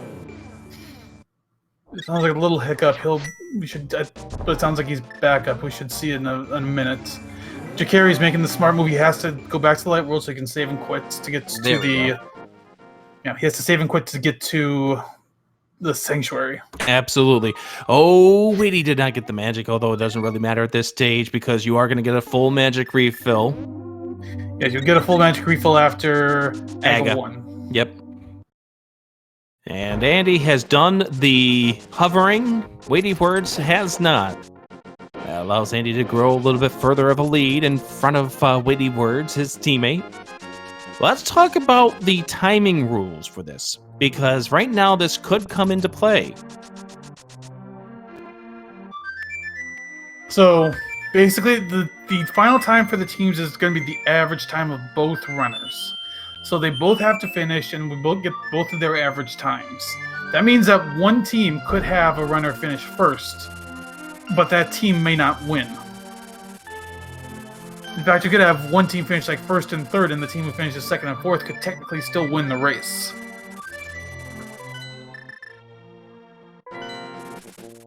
Aga 2 down for Andy. Aga 2 down for WeityWords. Clown Parade activating their flute. Dracarys now going into Misery Mire.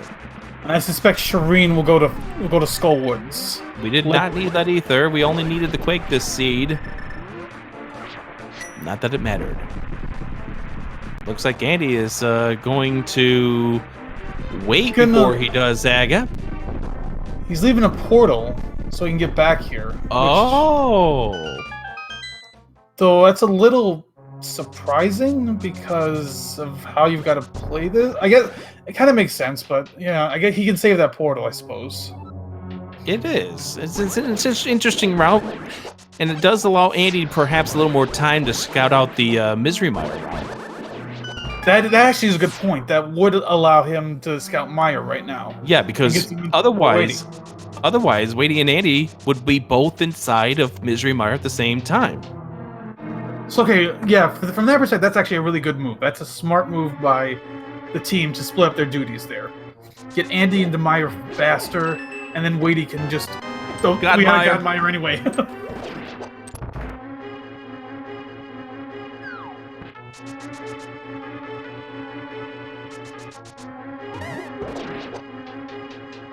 So as a result, the only thing that he's going to be able to tell Weighty is just go right straight into the spike room, grab the key, grab the big key, go right straight to Vitreous.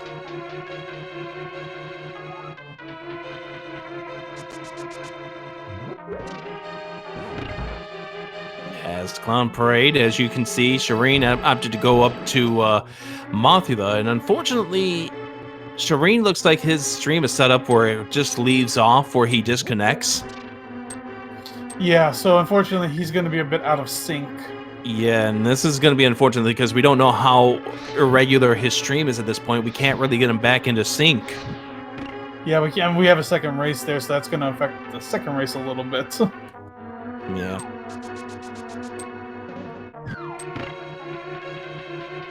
We got Dracarys almost on Vitreous. He's already relayed the info on where it is, on where the big key is to Shareen. Yep. The words that he said to Shareen, Godmire.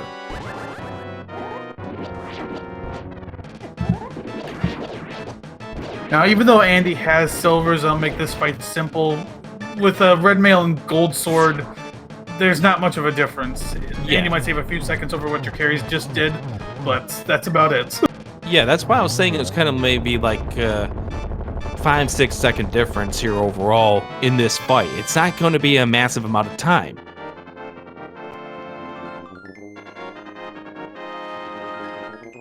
There's the big key for Andy. We were laying the word over to WeightyWords that it's just simply go Godmire right over to the right-hand side.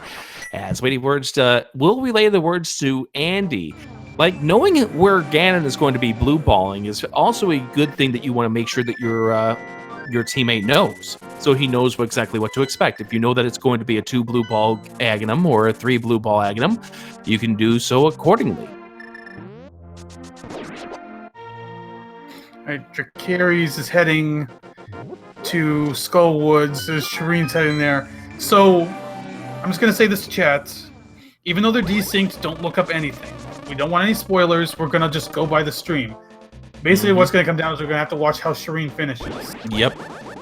And, of course, it's the average time, and it's based on the SRL time.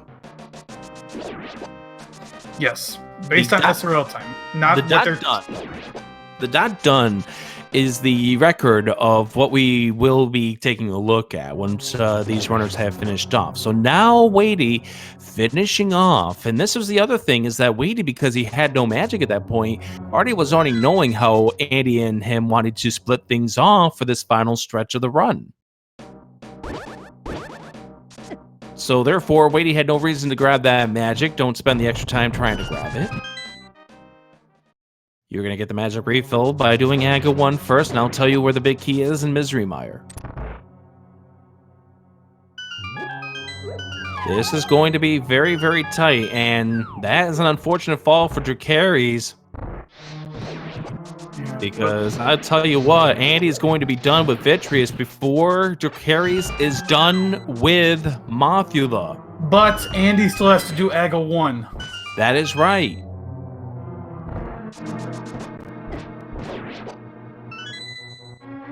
You gotta figure the climb up Aga's tower is what, maybe 3.5 minutes for somebody like Andy? Something like that, yeah. I'd say at this point, it looks like it's Clown Parade's race to lose. But it's hard to tell with what's going on with Shareen right now. Yeah. And there is the Mothula down for Dracarys. Getting a lot of support here for the Pug. Hoping to push him to victory, but don't forget, they've already clinched a playoff spot. If the Pug Trio ends up losing this match, it is not the end of the world. Yes, Pug Trio just needs to win one of the 2 games to get the number 1 seed.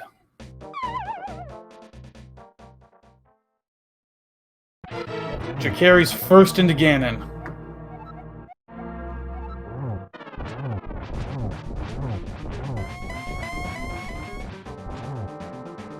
Shareen, and we're sorry about the out of sorts that seem to be going on with his side of the stream.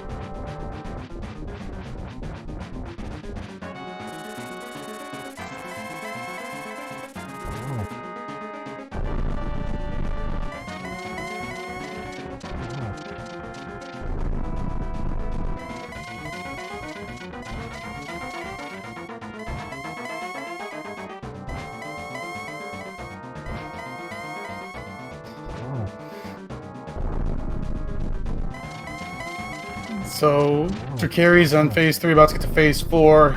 12 spins needed. He does not have half magic, so he's got to make sure he gets this torch glitch. He's the only runner that did not pick up the half magic off of Ether Tablet. That was an unfortunate swing and miss right there for Dracarys. Can't really afford too many of those. Needs to get a few triple cycles in here. We'll get a triple here. I was worried that bat was going to actually hit him to take him out, but he's doing pretty good. A pretty solid fight so far. Another triple session here. Just missed him barely on this next cycle.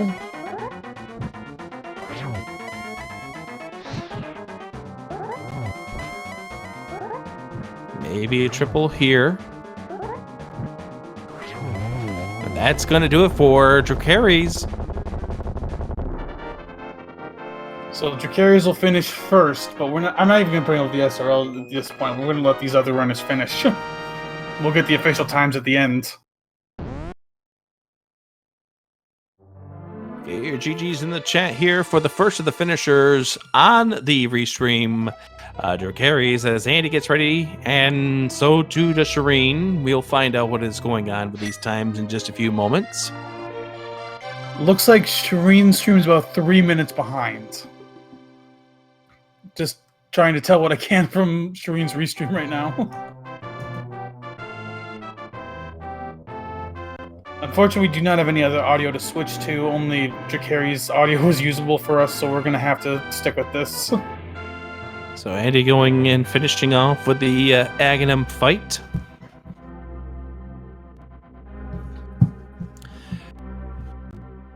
I do have the times when we get to that point, but once we get to that point, we'll worry about it as Shareen drops down to the Ganon fight. Again, some stream issues with him brought him to what would be appearing to be at the same time, but that timer right there says 127 and change.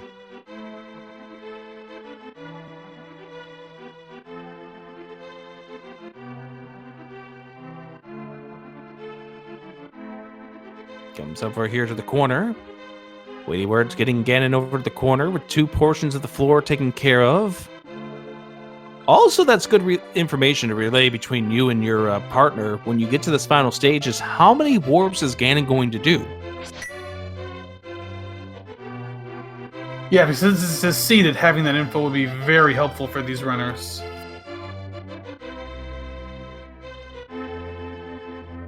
Did you find the arrows in my tower? Does say Ganon. Shareen getting ready to light the torch. And he will go ahead and take care of the spins right now. As Andy's the only runner of these 4 that will have the silver arrows for this fight.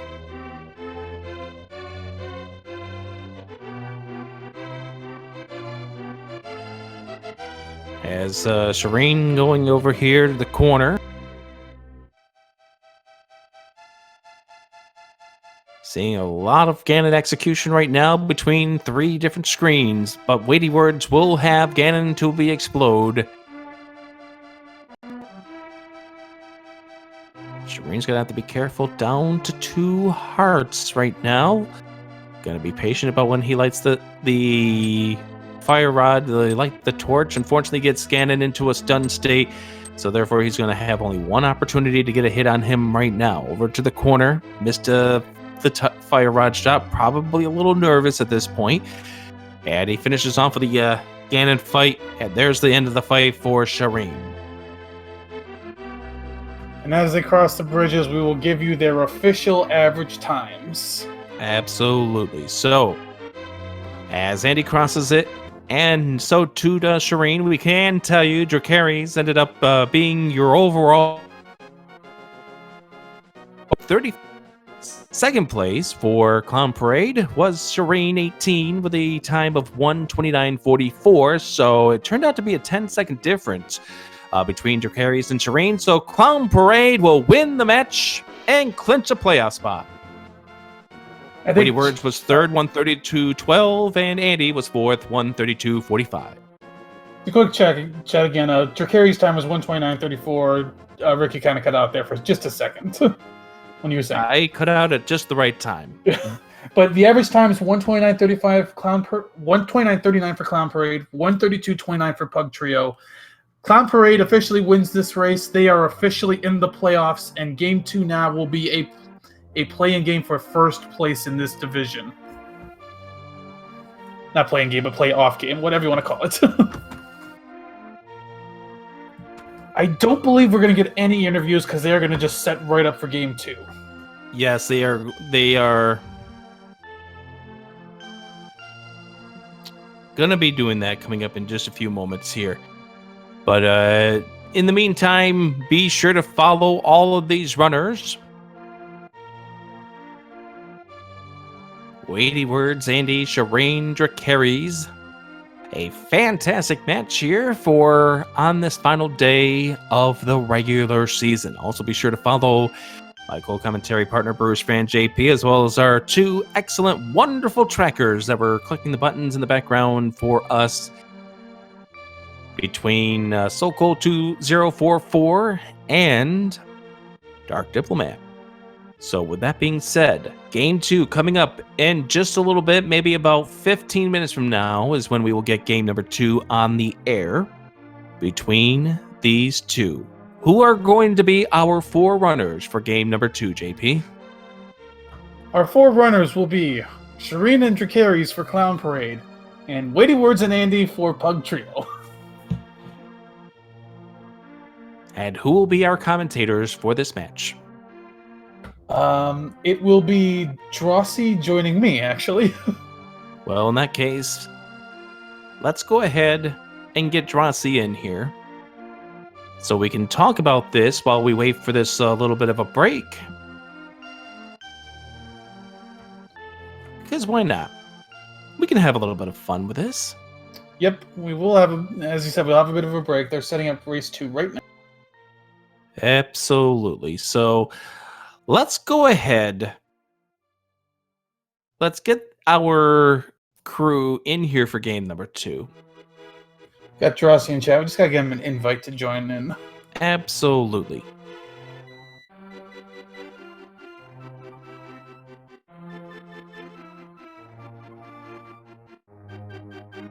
And we'll get Drosy in here, and we'll go ahead and talk about game number 1 as we get ready for game number 2.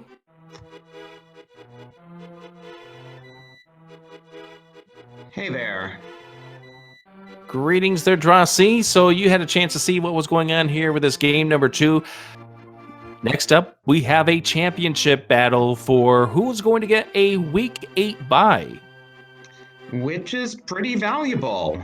They've been playing pretty hard for 7 weeks. Getting a week off is a nice prize. Yeah, gonna be a lot of fun here, and should be a lot of fun for both you and Brewers Fan JP. Going to be, this was a fun match. Some various separations. I don't really know what gave Clown Parade the advantage over Pug Trio. It's just the way the things merged together. Yeah, I only caught the second half myself, so I tuned in. They were all in Turtle Rock already.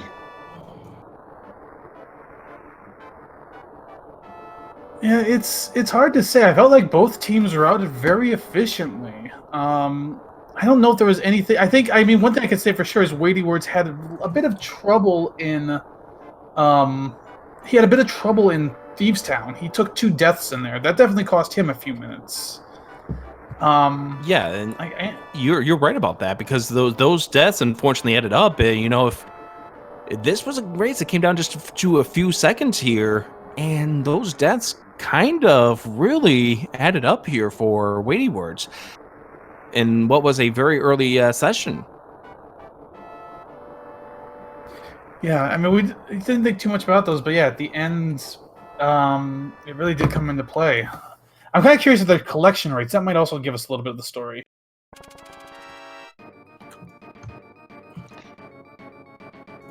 Yeah, 139 is fairly typical for this mode, all dungeons co-op. So yeah, it'll be interesting to see if that's about where everyone else is as well. Should find out in a minute here. 139 actually, I feel like it's on the high end for these co-ops. I feel like they've been usually in the 110, 120 range. Mine are 140, and that's why I lost both of my matches to Team Kappa. But at the same time, we did have to go into GT in this one to find an item for Goma. That's true. And in fact, we had to go almost all the way through GT. This really was almost a full clear scenario. So this was going to be a high collection rate. Yeah, absolutely. I think they did. You basically full cleared every dungeon. Every dungeon except for Misery Mire. Yeah, there was definitely a lot that added to the collection in this one. Absolutely. like I said, I really want to see these end stats for Weighty and Andy, because that's going to tell a bit of the story. Yeah. Plus, we have to wait anyway until we get their end screens before we can end anything. Well, we don't really need to, but I think it would definitely help out with the fantasy strats. How are you both liking the league so far this season? It's been great. I've really enjoyed all these different modes, especially these last 2 weeks with the co-op modes. I hope you've enjoyed them since you've actually played them, both of you.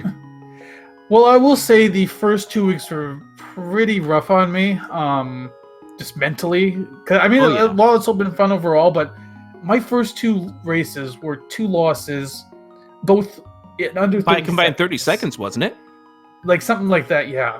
And that's really hard on a person. On me, it was hard mentally. I can't imagine on any runner taking 2 losses like that in a row would just really mess with you.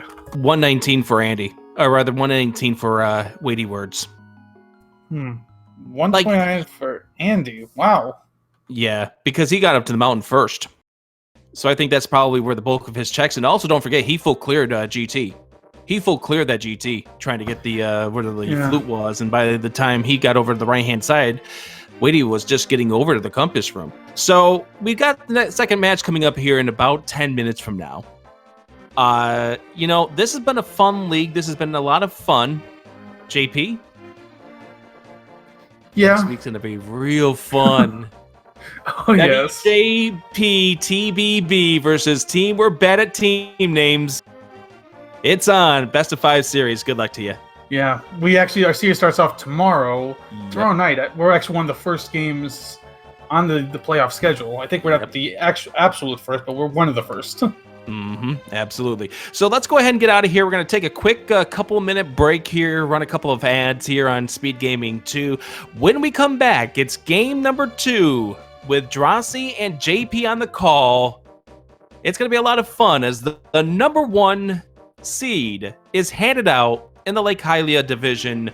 We'll see you coming up here in just a couple of minutes here on Speed Gaming 2.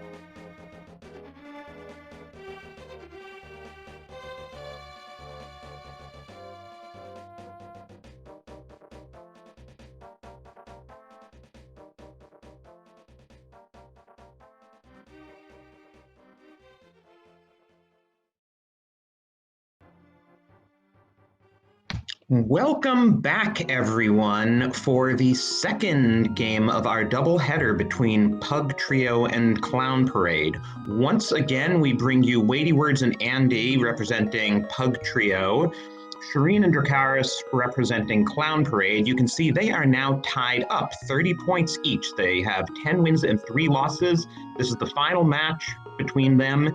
It will decide the division championship for the Lake Hylia division. One of these teams will go up to 33 points, will get the first seed, and will get a bye this week. The other team will be second.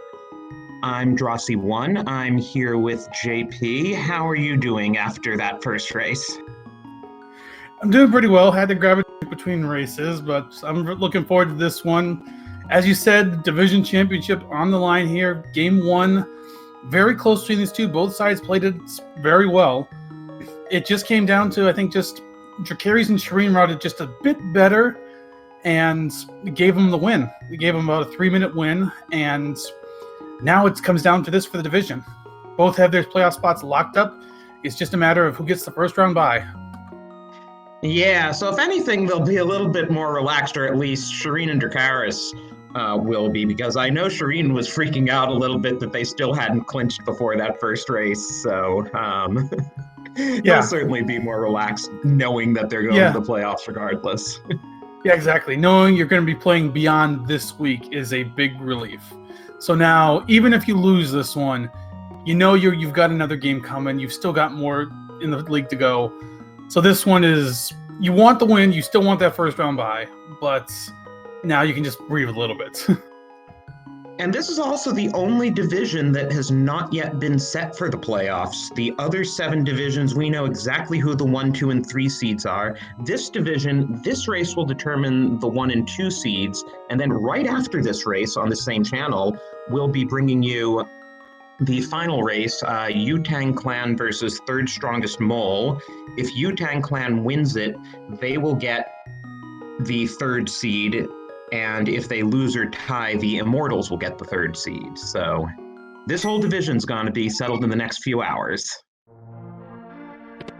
Here we go, Blue Rupee to start, and we didn't see what was in the sanctuary. Yeah, and WeightyWords and Andy making an interesting decision to both start in Link's house but go in different directions, whereas Shareen and Dracarys did what's a more common strategy for co-op, where one player starts in Link's house and the other starts in Sanctuary. Alright. Oh, apparently the hammer was in Sanctuary. Yeah, we see it on Shareen's side. Yep, got into his item box somehow. Looks like WeightyWords is trying to farm some bombs here. There he finds one. And looked like nothing in Uncle, so Andy's out of there. Oh, there's the ice rod. Guess we'll be needing those boots sooner or later. Absolutely. Question is if it is sooner or later, because ice rod we only need for one thing, and that's to beat Turtle Rock. Yeah, and boots, sometimes we need them, sometimes we don't, but hey, now we know way in advance we need them, and there's Bombo sitting in the back of the tavern. Okay, first of our 3 medallions. Get that out of the way. Dracarys only has a couple bombs. He'll have to be potentially have to get some. Well, at least the race game was nothing, so he didn't need to use one there. Could get our lumberjack check. That's a map check. I saw. Oh, there's the fire rod. Fire rod on lumberjack. Wow, I was trying to look at the map, and all I could catch there was a red pendant in Eastern. I saw red crystals at the other 2, Desert and Hera. So we got a lot of red as dungeon rewards, is what you're saying. Yes. But that fire rod on lumberjack means both rods are boots locked.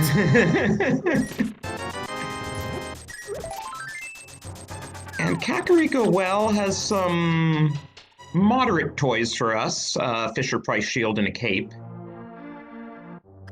Cape, definitely nice. It's a nice safety to have early. Might be what you need to get to Aga later. Yeah, given that fire rod location, we cannot save Aga for last, like runners prefer to do in these all dungeon seeds. Yeah, we're gonna have to do that sometime before the end of the seed. But they might try to put it off at least until they have the boots at a minimum. But we'll see. It could also be a seed for Aga for Dark World access. We don't know yet. The good thing about this being all dungeons is you got to do Aga anyway, so an item on Lumberjack, it doesn't hurt as much. Yeah, it just takes away being able to, if you do Aga 1 last, you respawn right at the pyramid with full health and full magic ready to drop into Ganon, so it just takes away that little bonus. Yes. Though you'll still, at least at the very end, if it comes down to it, you can do a save and quit after a Dark World pendant to get right to the pyramid. Yeah, because they will need to have found the mirror at some point because they will have to do Swamp. Yep, exactly. So this seed starting out not as loaded as the last seed was. They're still finding some good stuff, but not quite in the same quantities. Dracarys is giving our first look at Sahasrala's closet. Some flippers back there. That's a nice pickup. And our first heart container of the seed, so this may be a health poor seed for all we know. They tend to be health poor more often than not in co-op. Yeah, actually true. Oh, go ahead. Oh, I was going to say, last seed it looked like that they all wound up with about 10 hearts, give or take. Yeah, though early it was definitely hard on them heart-wise. I know Weighty unfortunately took a few deaths in that one because of his low hearts. Well, and Shareen had that death in Turtle Rock that looked like it might have cost them the seed at the time because it was so close, and Weighty went through the trap room in GT, for lack of a better name, with half a heart. Oh yeah, that trap room. I'm sure that got clipped and that'll get uploaded somewhere. Yeah, for those of you who may have missed it, he activated Cane of Burna to avoid getting hit and dying, but there's a switch in that room and he kept triggering the switch with the cane. Yeah, it's a nice funny little clip if someone did clip it. Speaking of canes, WeityWords picked up Samaria in the flooded spot outside the dam. It's a nice little pickup. It won't need that for a while, but it gets that out of the way. Actually, you could potentially use it in here, which he's going to. I'd rather use Samaria in here than Hammer. If you've ever tried hammering mini Moldorms, it's torture. Yeah, and he only has 2 bombs, so can't really reliably do bomb strats, but yeah, it's great. Put down the block and wait for them to walk into it. Gets to that not much trouble. There's a bug net. Another heart container. Another heart container. Okay. A couple safeties in there. I doubt Andy would go for it, but still some nice hearts for Weighty. Well, how are you going to do the Swag Aga 1 fight without the bug net? I guess you can't. You can't do the fight unless you get the net. Well, you can do the fight obviously without the net, but actually that's an interesting thing for swordless to think about. Sometimes swordless mode will require you to grab the nets to fight Aga. Actually, I'm not sure if that requires it or not, but runners will definitely use it. Yeah, because the hammer has such a small hitbox, and in swordless mode, it's, redone so that the hammer can reflect Aga's balls. Speaking of which, I believe swordless is an option for the playoffs, is it not? It is an option that runners can choose to use.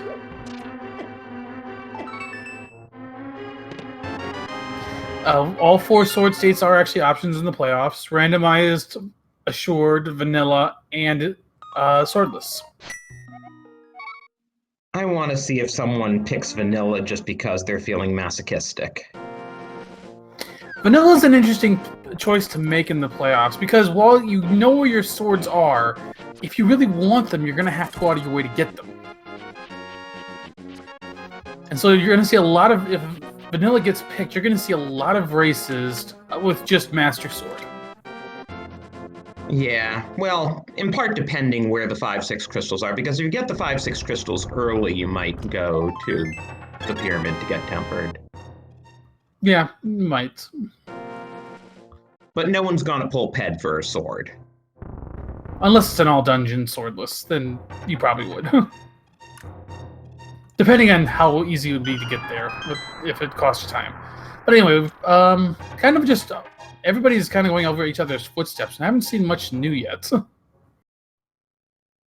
Well, Shareen is heading towards Ice Rod Cave, and I don't think anyone's been there yet. Someone was there, I think... either Andy or Weighty went there. It was just a piece of heart. Oh, okay. I think Shareen's gonna do some flipper checks after Ice Rod Cave. He certainly has Zora money, and the Flippers puts it all in logic, so no reason not to.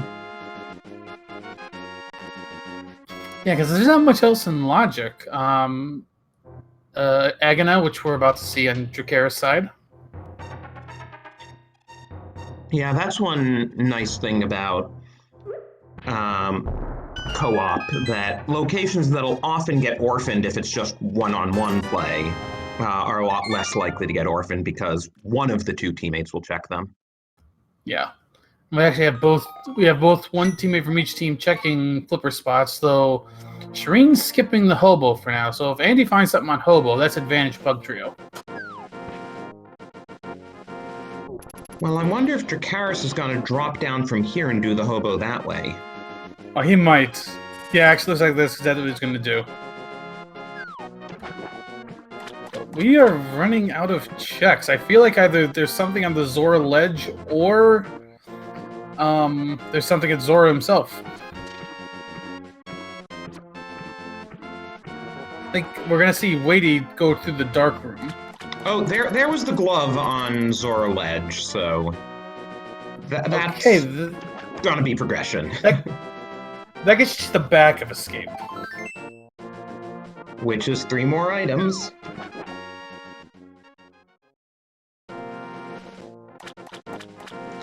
Does Zora proper have something too? No.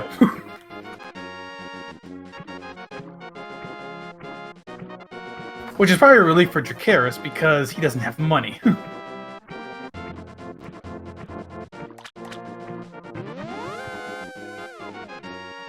So yeah, Shareen should save and quit to Sanctuary. Yeah, there's gotta be something in the back of Sanctuary since that's all the glove really opens up right now. So if they turn up a lamp there, they can get to Death Mountain. The lamp gets him up Death Mountain. Book would get him into Desert, which could have a few items. Other options. Moon Pearl would just give him Dark World access. That's also true.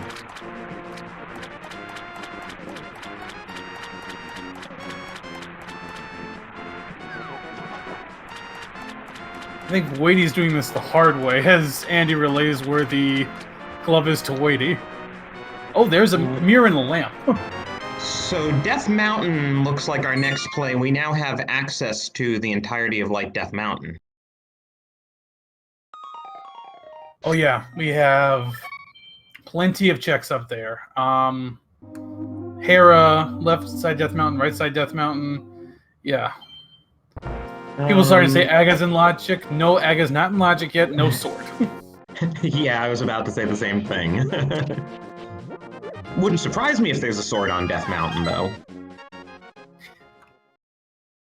Yeah, but even if Aga is in logic, these runners don't really care. They'll just do it because they got to do it at some point, regardless.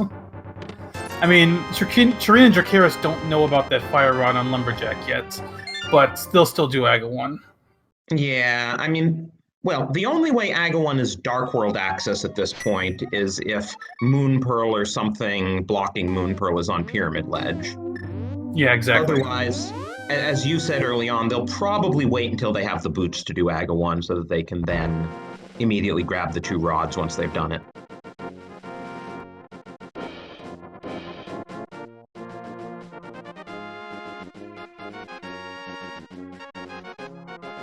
Alright, so we got Dracarys and Shareen making their climb up the mountain.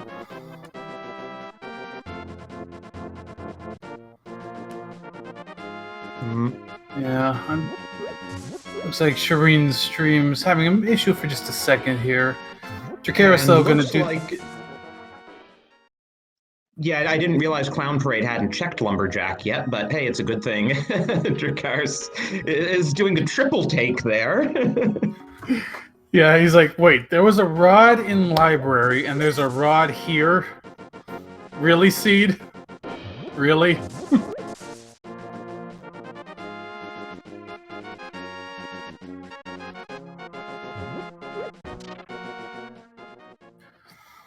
So, Dracarys is climbing.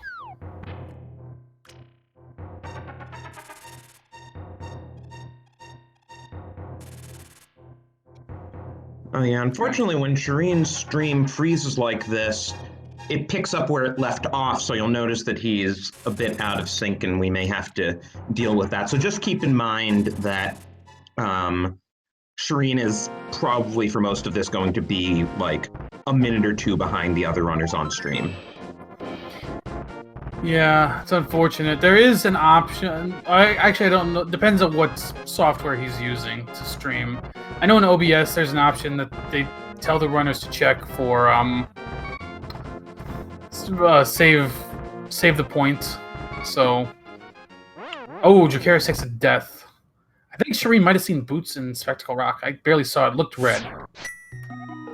Well, good thing Dracarys just got a new save point. Nope, it was a sword. I was just looking at Shareen's head, I guess. But there's also a bottle on Spectacle Rock, which opens up Sick Kid as another check.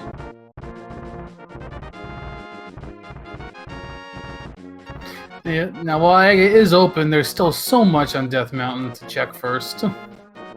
Oh yeah, I mean, by no means quit Death Mountain to check Sick Kid, but depending what you do or don't find here, if it perhaps leads us back to Kakariko. Oh, so there's our green pendant on Meyer. I did not see where the blue pendant was. I didn't either. It looks like it's Thieves Town.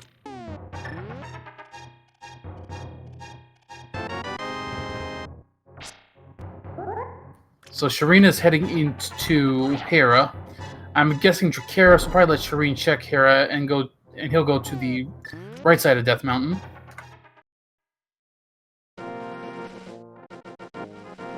Now there's no Hera Paw here, so no big. If the big key's not here, he has to do the basement. Oh, but there is the big key, so Shareen can just go upstairs.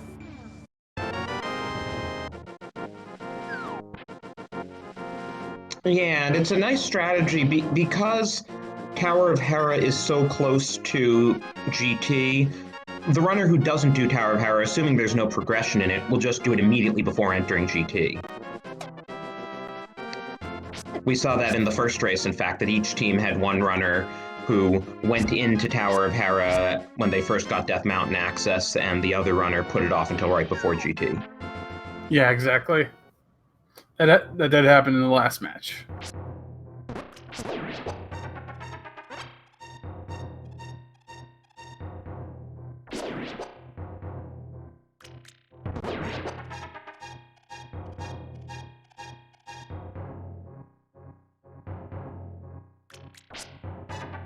So we got Dracarys going through Spiral Cave. And then presumably back up through Paradox Cave.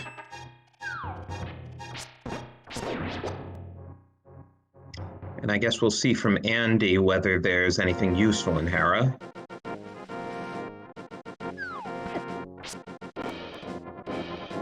The thing is, though, it is a 5/6 crystal, and if we come up with the book, we might be able to do Desert, which might mean that there's progression inside the pyramid. That's true. In which case, the other two runners would then have to go back and do Hera.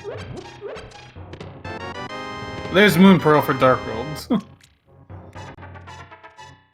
And another red goo.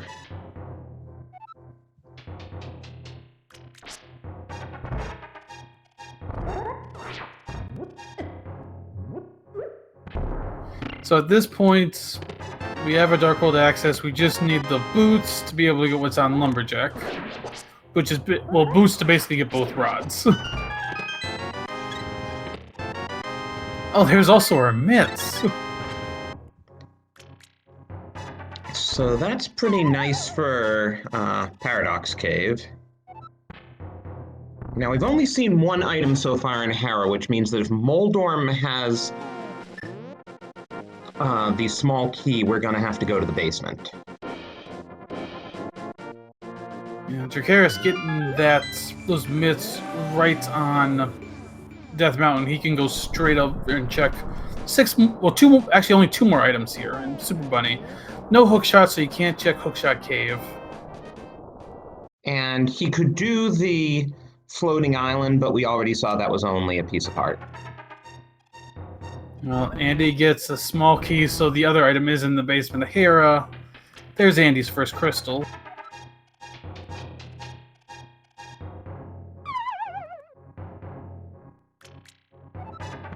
Chessing the... Yeah, technically, if it's Bombos or Ether now, they could open Turtle Rock. Probably won't be able to do much, but yeah. Yeah, depends on the key layout. I mean... Like, with the right key layout, Boots could be on Laser Bridge. It is possible. Though, I don't know if Dracarys picked up that sword. Did he pick up the sword? Because if he didn't, he can't do this. I would find it hard to Okay, he did. believe. Yeah. Because it was sitting right there in Spectacle Rock, I would find it hard to believe that Shareen wouldn't have told him to get the sword. Okay, so we are going to see a quick little Turtle Rock dive here. Usually this will end pretty quickly, but if the key layout is correct, he can make it all the way to Laser Bridge. What that would require is small keys in the first two chests, and then the big key in its vanilla location.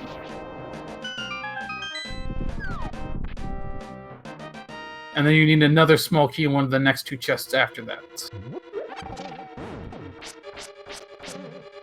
Yeah, basically you can't have any keys over on Firelocked side.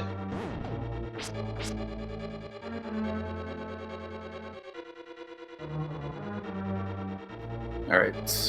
Dracarys' first chest. Small key, we can keep going. I didn't actually see what was in Hera Basement, did you? I didn't either. Because Andy was doing Coffee Break Room, and then I started watching Dracarys go into Turtle Rock.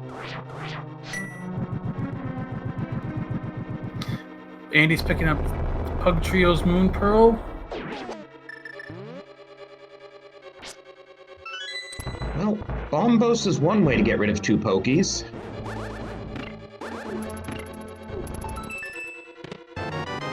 We can keep going. Chat's telling us it was just bombs in Hera Basement. Thank you, chat. Andy and WeityWords are moderately synced here in Paradox Cave, so they both got their mitts.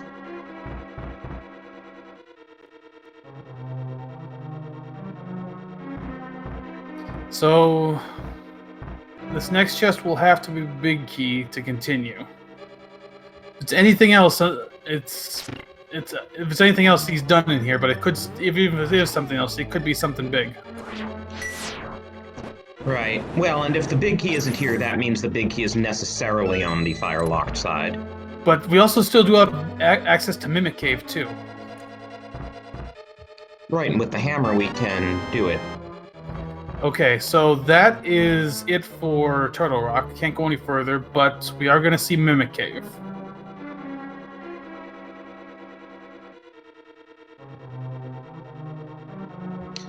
Meanwhile, WeityWords has returned to the lower world, and he's about to do Hype Cave.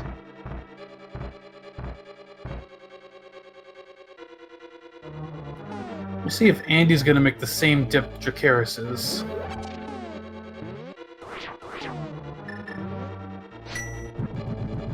Hype Cave... Not really hype. Yeah, Gripe Cave today.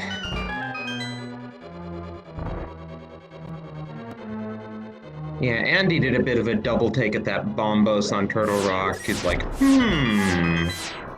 Yeah, he's gonna dip in here too. Even though you know where both rods are, you don't want to put this off until you get those rods, because if your boots happen to be right here, that's pretty much game.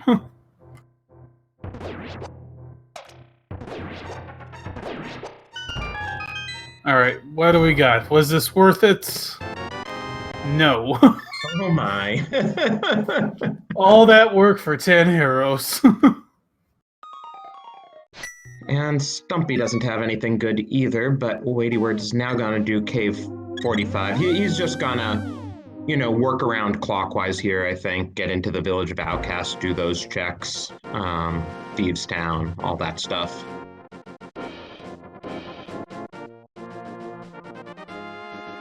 And Shareen's probably going to do the same thing.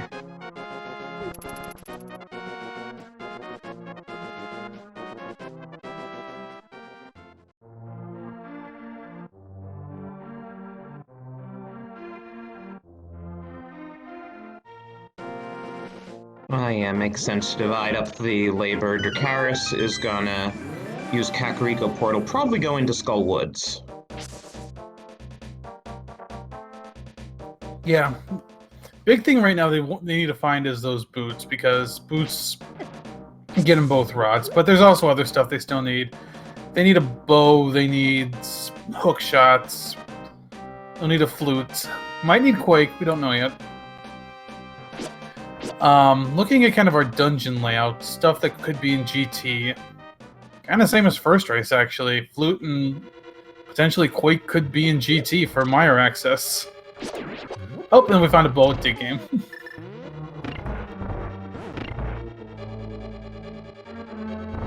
Oh, and Shareen has gone into Swamp without the hookshot. This is interesting. I kind of like the call because it's a nice division. There's not a lot you can do dungeon-wise. At least not a lot you can complete dungeon-wise.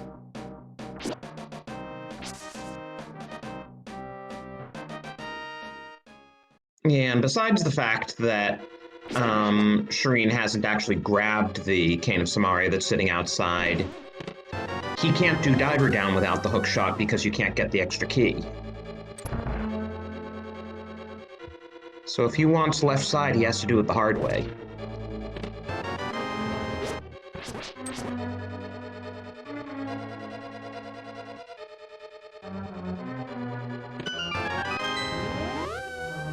Ooh, so there was the book in Skull Woods.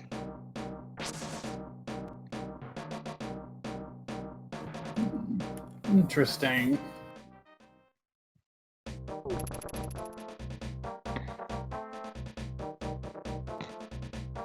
Which means as we go around, we might be seeing Smith Chain after Thieves Town, and then... Oh!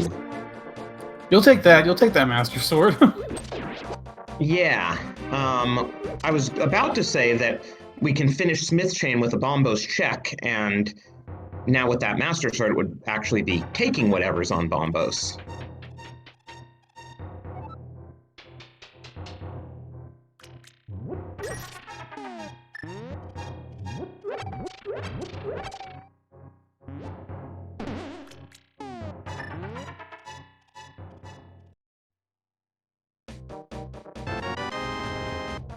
So, let's see where they go next. I mean, I'm really curious about Shareen if you find something in here.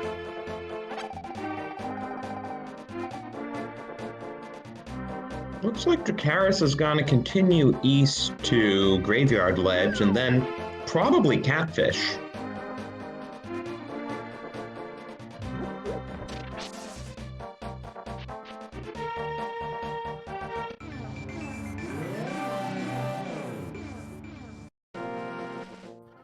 Alright. Dracarys checking Graveyard Ledge as Andy is re-climbing. This might be a Spike Cave play. I don't think that... Oh, yeah, this gotta be Spike Cave. I don't think there's anything else he could do up here.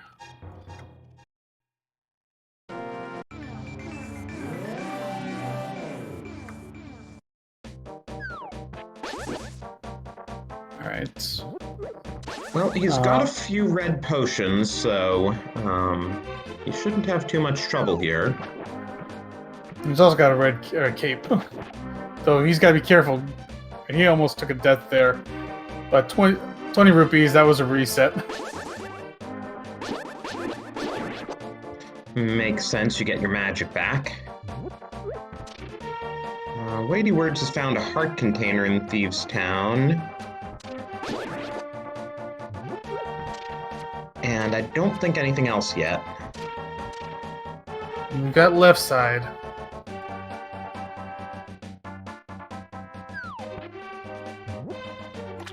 20 rupees. Got to go back around for the right as we get the catfish check. Some far-off locations being checked. Heart container is nice, but won't really help you that much. Speaking of health, though, look at Weighty. He's got 11 hearts.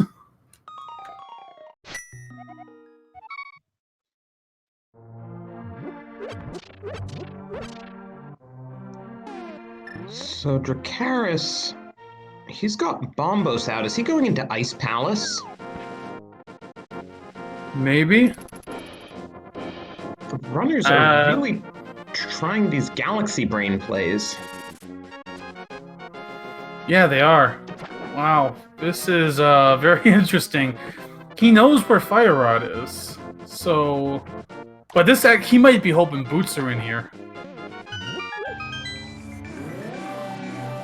If Boots are in here, that'd be a pretty nice advantage for Clown Parade, because I could see Pug Trio putting that off a bit.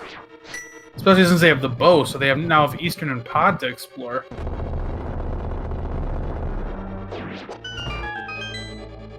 Meanwhile, unless we see Shareen menu and come up with something interesting, we'll have to assume that the vanilla big key chest in left side swamp wasn't anything.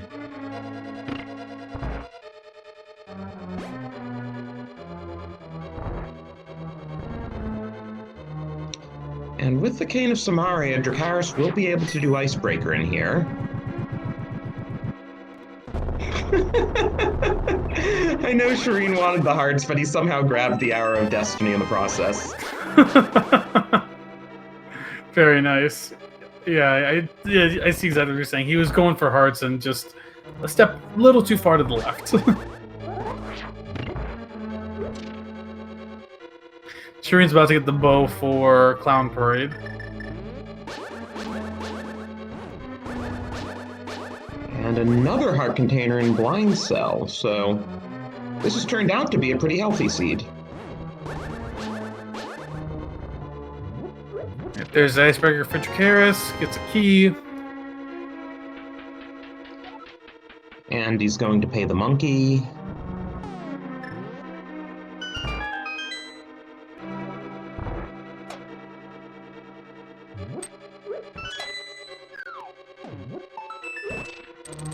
Yeah, what's our next big piece? Hook shots would give us some stuff. Boots would definitely open up some access. And Shareen is going to do Smith Chain, or at least the first part of it.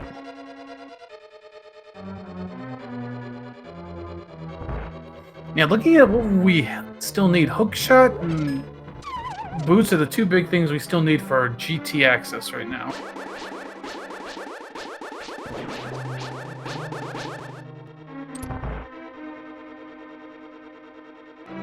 We'll need Flute at some point, but that can be in GT. There's our third sword off of Blind. Well, that's a nice find, so these runners should all get tempered no problem. There's our third bottle in Iced Tea Room.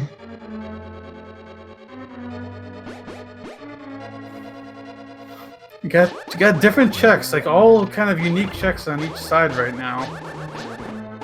Checks we have not seen yet.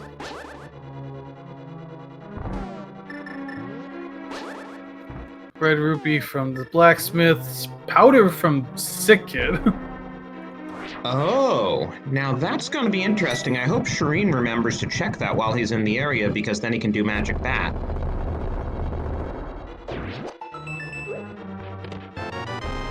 There's a blue cane. That must have been the third item, because Dracarys just dropped down that hole. Yeah, I don't know what the first one was, but I can believe it was nothing.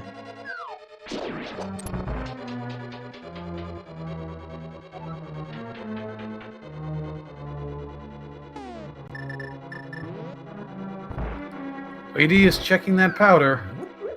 And Shareen's about to pick up the powder.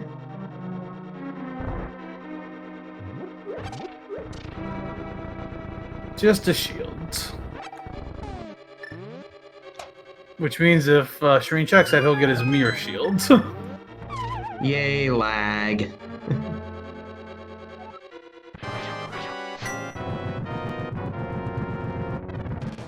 So we're probably going to see a hammer cold stare fight. Yeah, Dracarys can take one cold stare hit. He also has a red potion.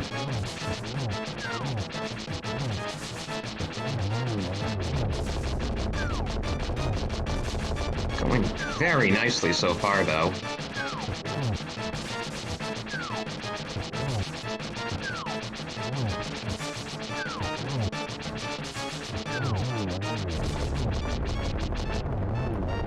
Very nice fight. I don't think he took a single hit from anything on that. Yeah. Unfortunately, that ice dip didn't really pay off because I don't think there's anything required in there. Nope, but it's a crystal out of the way, and it means that Shareen can go mode it.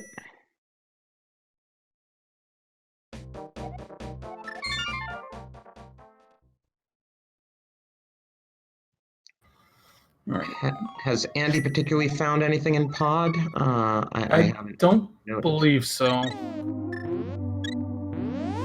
I haven't seen. I've been kind of paying attention to him, but I haven't seen chat scream anything in a bit, so I'm assuming he hasn't found anything here.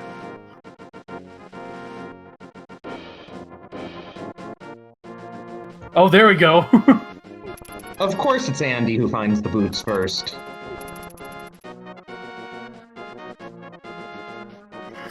So those boots get Andy the fire rod and the ice rod as well. Which means the back of Turtle Rock is now open. And then the question is, when will Clown Parade go into Pod? I have to think sooner rather than later, because Pod Eastern has to be a very appealing combo. Yeah, especially with that bow, they know both dungeons are beatable. Surprising, well, I was about to say surprising they're both going in here at the same time, but we have to remember, unfortunately, just due to some stream hiccups, Shareen was in here about 3.5 minutes ago. We do know there was a sword in here, so they might just be coming for that. And then he can grab his bow from Dig Game right afterwards. And meanwhile, Dracarys has probably told Shareen where to go for Tempered after this.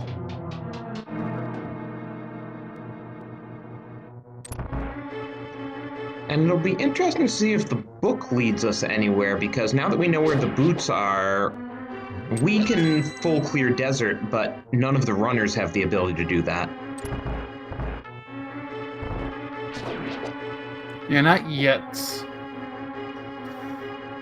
But at this point, the only item we still need for GT access is basically that hook shot. We need that to finish Swamp. After that, we still need Flute 2, which could be anywhere about at this point. We also might need a different milestone Quake for Meyer. We don't know that yet. Weighty is going to go straight over to Pod, though, which makes a lot of sense. So far, the routing early on is definitely going towards Pug Trio, especially with them having the boots knowledge first. Yeah, I mean, even besides being able to get the rods with the boots, it just makes it so much faster to move around the world map. You can really gain several minutes over the remainder of the game compared to walking. Oh yeah, and I hear there's this trick Andy likes to do with the boots too. Yeah, he's alright at it, I guess.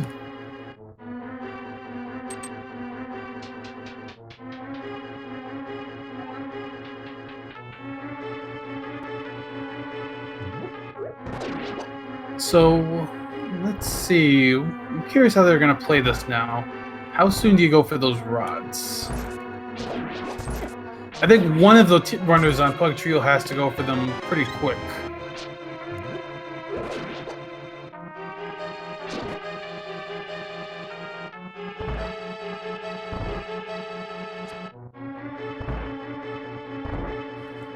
I'm not sure what you would... Yeah, I think one of them will go for the rods. The other will probably play. Well, they don't. Pug Trio doesn't know where the book is yet, so they can't play the desert just yet.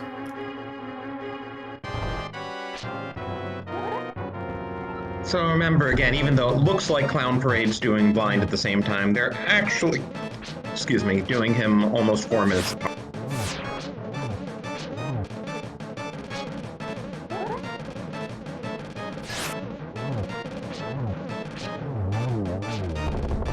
Yeah, like I said, Shareen probably passed the info about the swords to Dracarys, who came over here to grab it.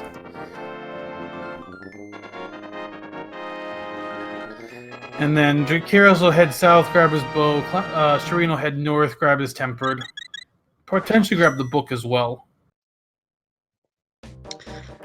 Yeah, and so it won't totally cancel out the fact that Pug Trio has the boots and Clown Parade doesn't, but having tempered with Pug Trio having much weaker swords is a little bit of compensation.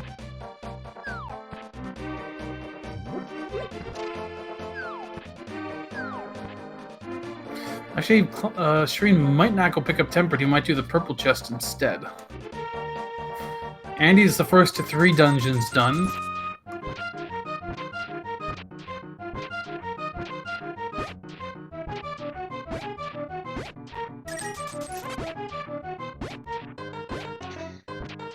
And WeightyWords isn't going to be too far behind him to that count.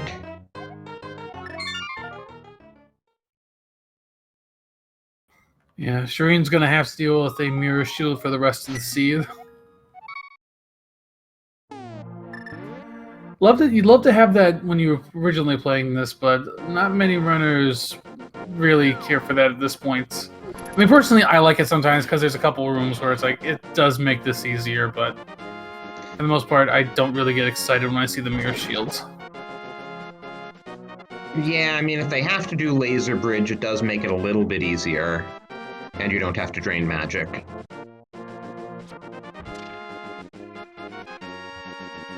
Looks like Shareen's gonna take that chest on a tour up to get the tempered sword. Okay, yeah, they can save and quit and turn it in from there.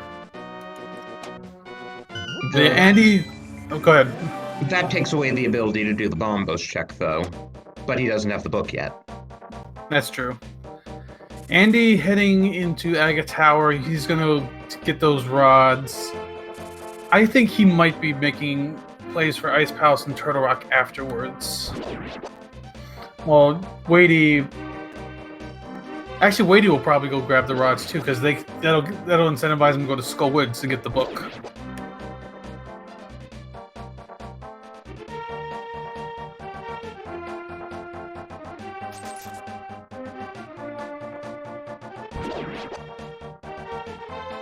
Dracarys heading into Pod, he'll get the boots info.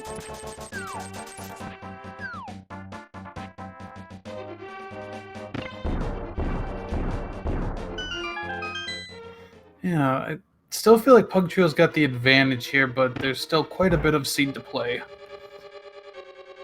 Biggest thing, though, is just find that hook shot, and then that flute. Wow, so Shareen is going to take the purple chest on a trip to get the book, so he will be doing bombos after he turns in the purple chest. This is an interesting play. Well, actually, I'll just say this interesting for... Oh, he's not going to do bombos. He just wants to grab the book. He's going to go to deserts.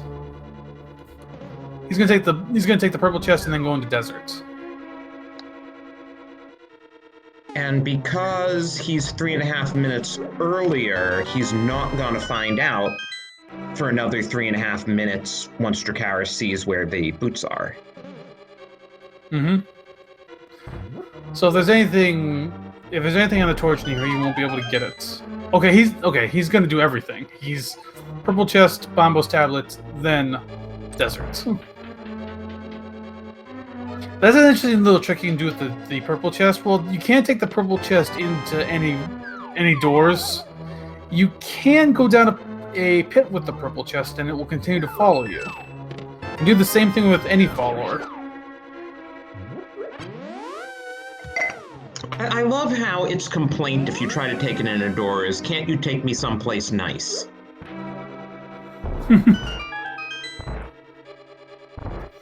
Yeah.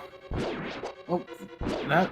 Okay, let's see, that Shareen was about to get bonked, but nope, he didn't.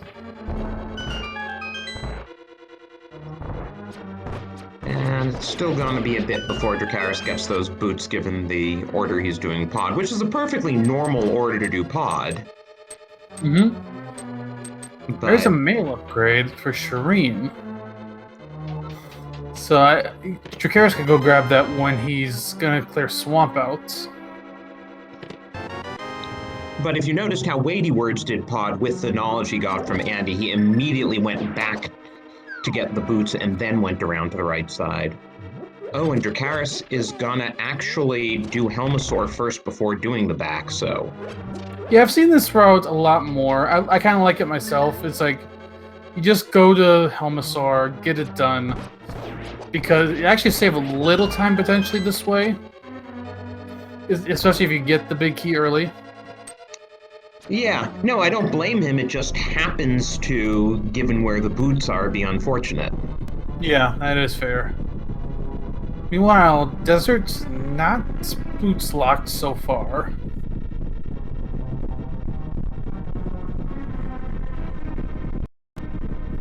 So if Shareen finds the big key over here, this will end up working out for him.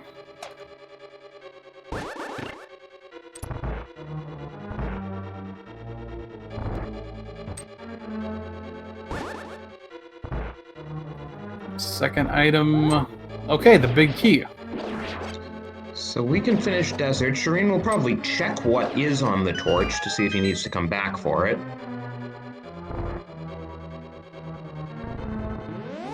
Andy is heading up to Catfish, which just had a heart container. 10 bombs on the torch, so don't need boots for really anything in deserts.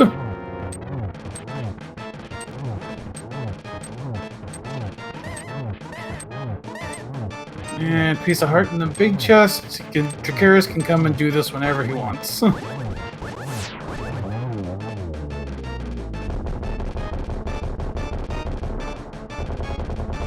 Yeah, the big thing is really just that, you know, Pug Trio is moving around the map a lot faster because they found those boots already.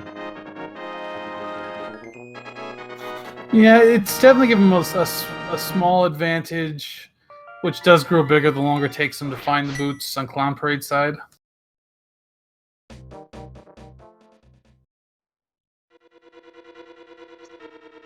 Let's see if he hammer yumps or goes straight for the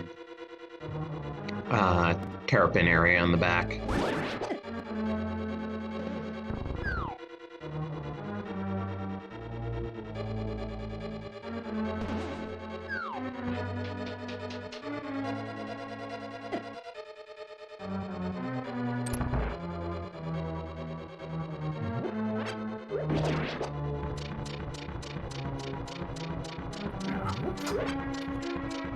So we're continuing through. Dracarys, or Shareen's about to take on Land Molas. There's the boots for Dracarys.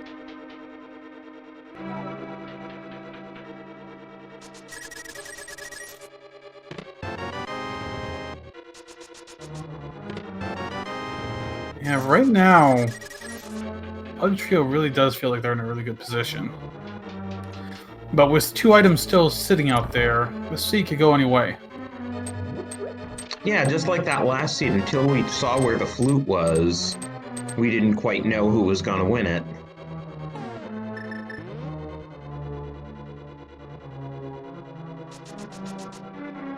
It's 3 crystals for Shareen, or 3 dungeons for Shareen.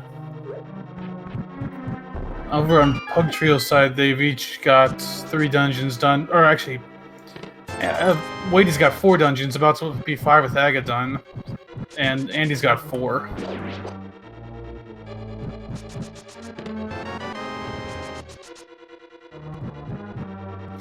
So we'll see Shareen probably head over to Pod in around 3 minutes. Yeah, he's definitely going to want those boots once he finds out they're there.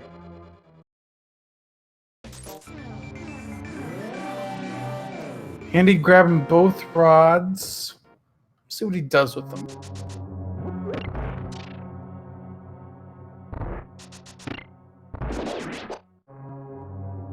I think he's gonna dip Turtle Rock. And he'll probably make an attempt at Hookshot Cave as well. Right, now that he has the boots, one item is in logic, and he can hover the other 3. So, unless he might find the flutes, you can find the hookshot in the one chest, but he can't find the hookshot in any of the other 3.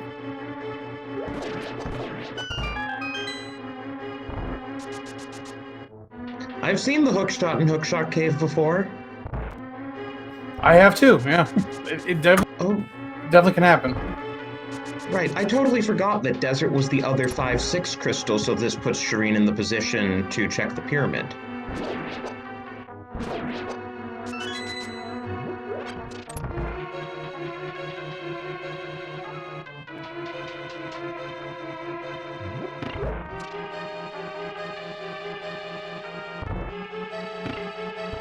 Alright. What do we have in pyramid? 20 rupees and a blue boomerang. The boomerangs were right next to each other.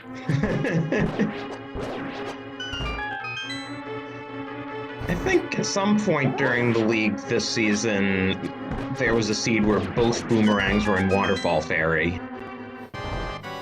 I could see that. So Shareen is doing Aga Tower. Now this is before they have knowledge of the boots. So Shareen's going to be climbing this and be like, going to be pretty happy in about a minute.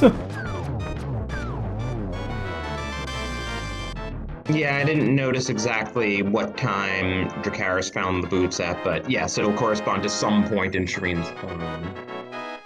About 48 and a half, I think, was about the time he found them. And Andy had to do what you rarely see and light those torches the way the game intended, because he does not have the hookshot to pull himself off that platform. Yeah. Blue Mail on the side of Turtle Rock, which is a nice little pickup for Andy. So we know where both mails are, one on Bombos, one on right side's Turtle Rock.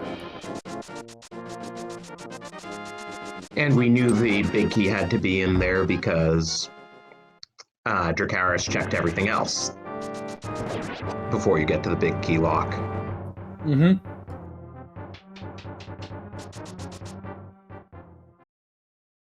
I think Andy's already been through, Andy's already been through a good amount of this as well. So he'll be basically going straight to Laser Bridge.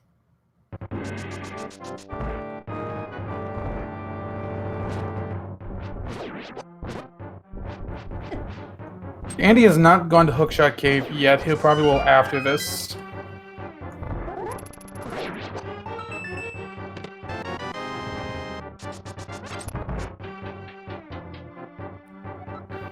But we'll see what Andy finds in here. Big 2 items again are Hookshot and Flutes.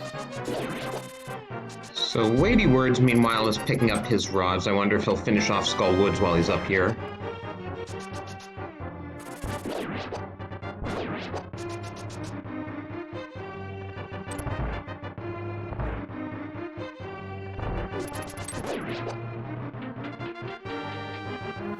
There's a small key, you need that.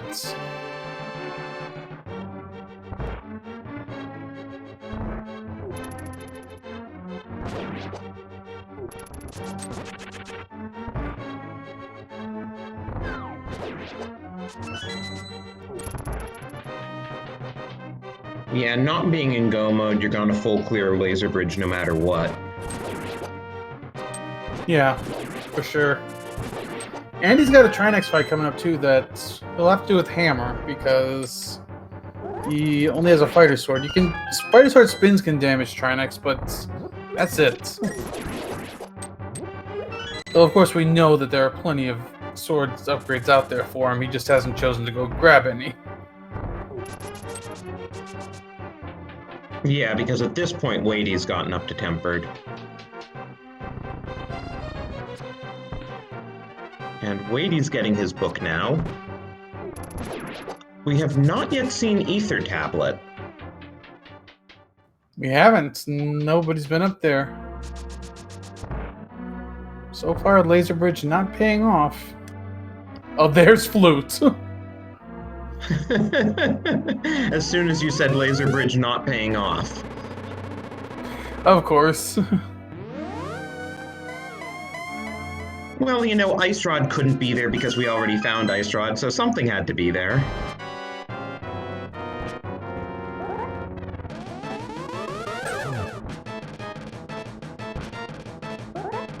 Shareen's through Aga 1. Dracarys taking out Aga 1 right now.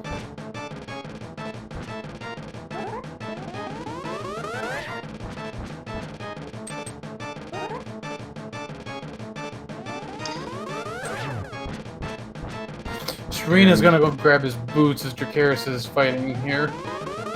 And Andy doing some slick menuing. I don't think he has a... He needs to be a little careful with his fire rod shots. I don't think he has a potion.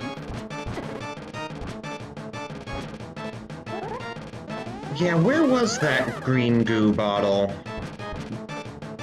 Not sure, but he's got the heads of Trinix down, so he's good for phase 3.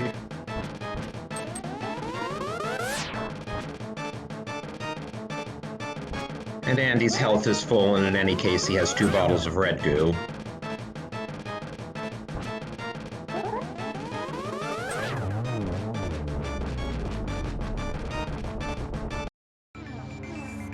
Oh, hey, this is a nice place for half magic. Yep, don't have to worry about whether you want a detour to get it or not.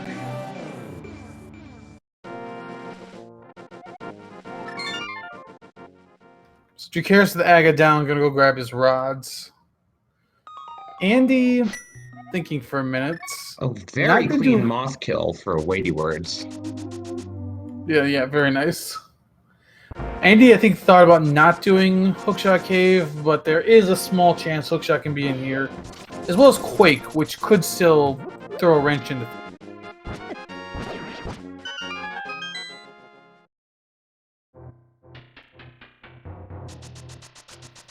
It's not in that chest. So yeah, the only thing Andy could find in here that would really help him out is Quake. And then only if it happens to be the Meyer medallion.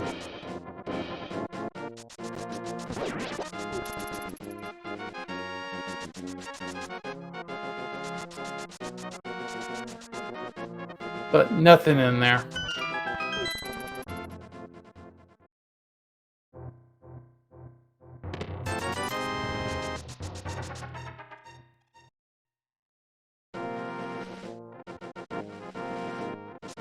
So yeah, I would expect Andy to activate the flute now. And yeah, having beaten Aga and having the mirror, he respawns on the pyramid when he didn't really want to. Yep. Got Weighty dipping in Ice Pow, so you already saw this from Dracarys' side. Nothing in here.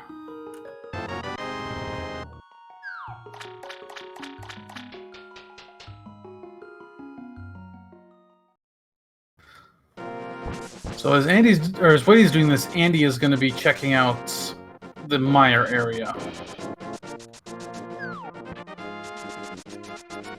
Dracarys heading down to grab his ice rod, as Shareen's picking up his boots.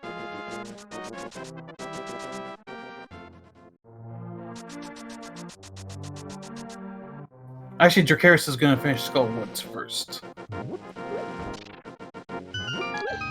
Yeah, another dungeon to check off.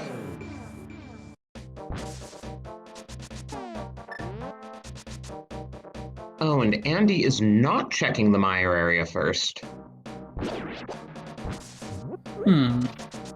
Not sure where he's going. Is he gonna do Thieves? Oh, maybe... yeah, get his Master Sword. That makes sense. Yeah, that does make sense, yeah.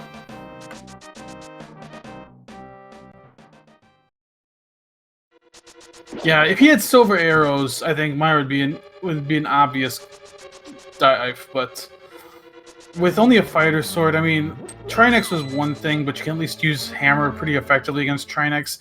Vitreous with a fighter sword is very, very ugly.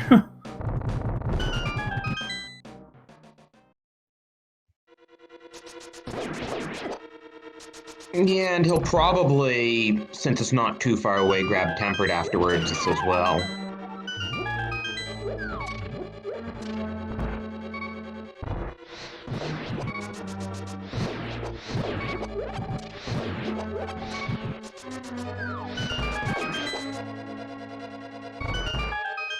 Dracarys needs to watch his health, though. Nice swag rod dash.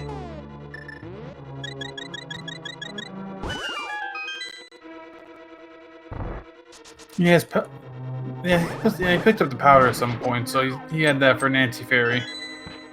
Or did he use a bot? No, he used a potion. I thought he powdered the anti-fairy.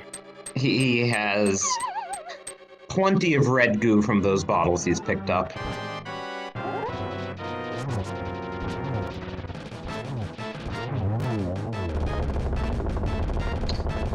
And wow, Dracarys gets just as clean a moth kill as WeightyWords did. Yeah, that was very nice. Pulling the mirror out. Did we see a ped check from Weighty, or did he skip that? I don't think we saw it. I mean, chat would have gone crazy, right? Yeah, I don't think chat... Okay, chat's confirmed. We have not seen it. So, we'll see it. Hookshot could be here, but that's about it. So.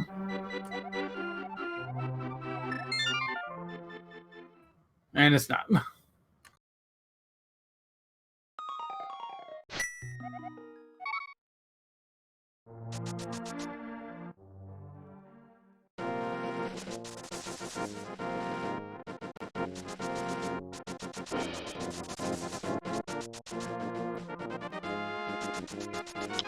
Okay, where's Dracarys going?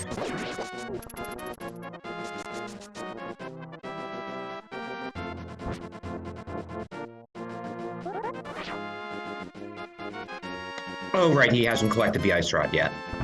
Yeah, he needs ice rod. Then I think he's got to be making a turtle rock dip.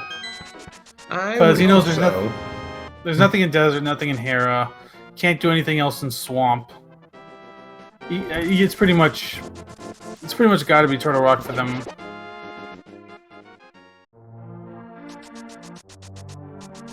I think he's gonna grab the powder first.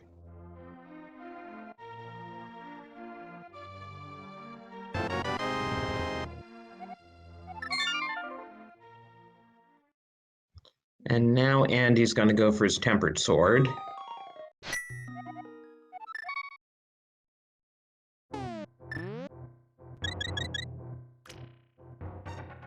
Yeah, and here's Dracarys going for Turtle Rock as Weighty finishes up Ice Palace. Weighty's got 6 dungeons plus Aga done.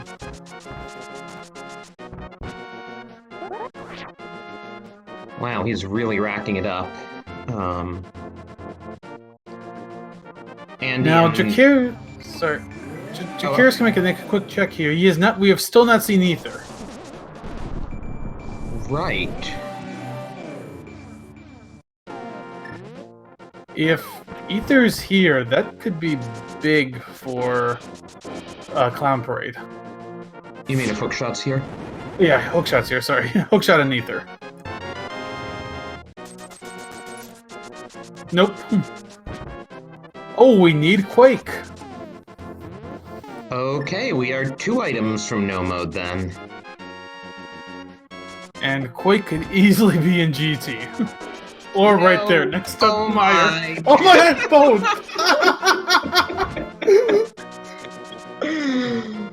I mean, the key is often under the doormat, but Hookshot as well. It's the key and the lockpick. So, Andy is in go mode at 103 and change. Yeah, at this point, this is Pug Trio's race to lose.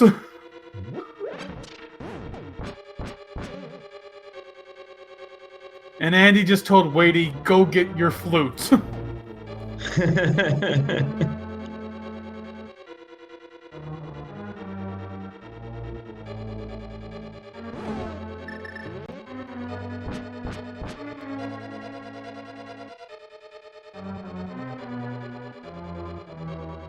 Which also means if this is a Godmire, Andy can now take advantage of it.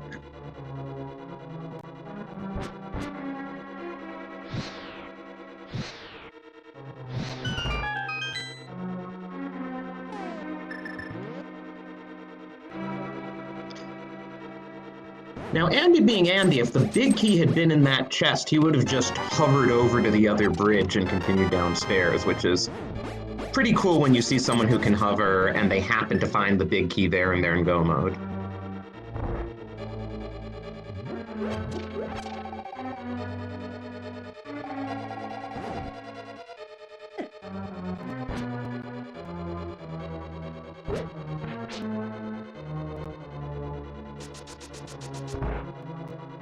So as Dracarys, well, he'll at least have his flute soon, and he'll shortly know that they're in go mode after that. I'm guessing Andy already found the big key. He's setting up for a spooky action glitch down here. That way of tossing the block is not something I've seen before for setting up spooky action. Yeah, I haven't seen that either.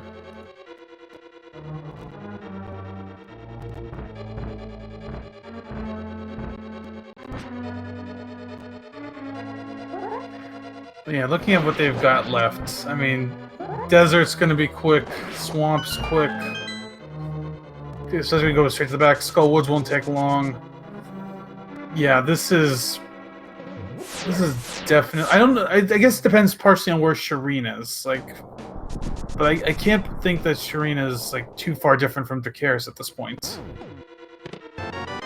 So I mean, we've discussed this a little on the back end for Shareen. Since he's so far behind in terms of what we are on the restream, we'll kind of update it towards the end, because I don't think we're gonna end up seeing the end of his, unfortunately. Yeah. Once Dracarys goes to Mire and we know he's in go mode, we can sync up Shareen. I don't think we're gonna sync Shareen up at this point, because it would take too long.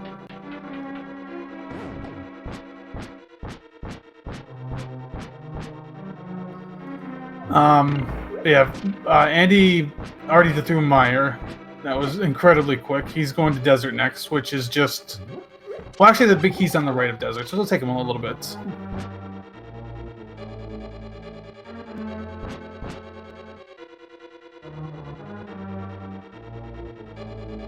We can tell from Dracarys' side what Shareen's done, especially if Dracarys runs straight for the flute.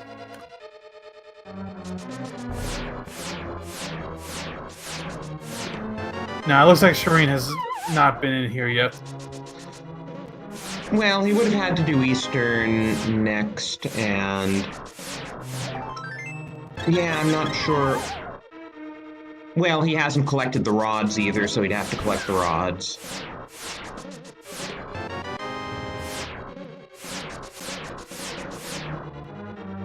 But there's a flute for Dracarys. Weighty's working his way to the flute. Andy about to get his big key. And Dracarys should have a lot less menuing in his Trinex fight since he's doing this with temper. Yeah, that'll definitely help out.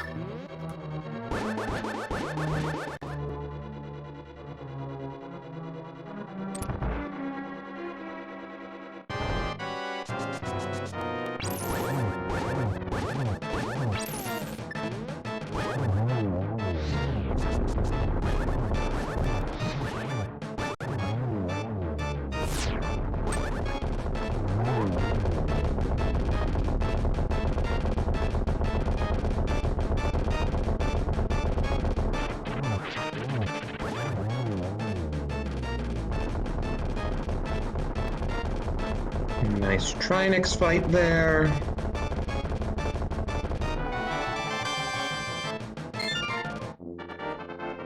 And there's half magic, which we knew he was going to get there, and that is his 6th dungeon done.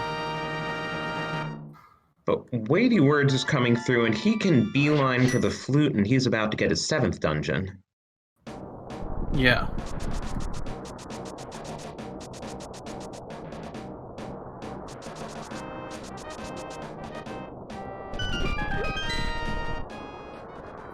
Dracarys is just checking Hookshot Cave just really quickly in case there's something here.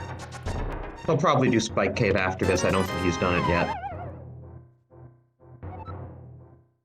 Yeah, he's heading there next.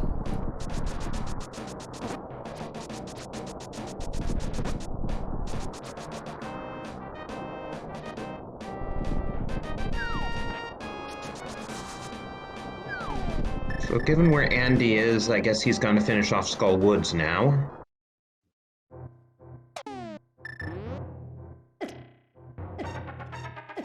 Skull Woods, then Swamp, then Ice, and then you climb to GT. Yeah. Yeah, it's nice when you can save Swamp and Ice for last, because you do Swamp, you mirror, you just walk over to Ice. Yeah, exactly. For Weighty, he'll go activate his flute, he will pick up his hookshot and Quake. He'll do Mire, then Desert, then Swamp, then Turtle Rock. Or no, he'll be done with Turtle Rock. Mire, then Desert, then Swamp, and he'll be in GT.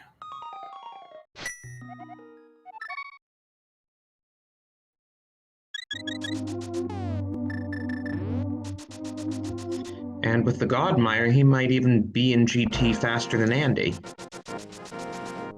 Very possible, yeah.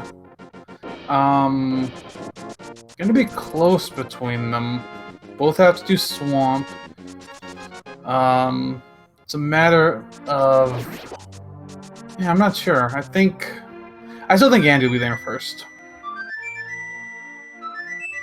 Because he's about to finish his 8th dungeon. As Dracarys activates his flute.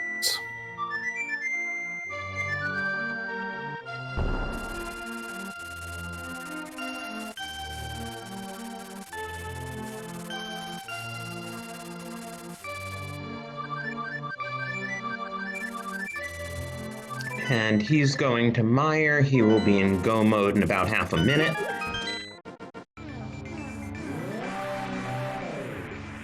But that makes for a good, 8+ minute difference in when each team hit go mode.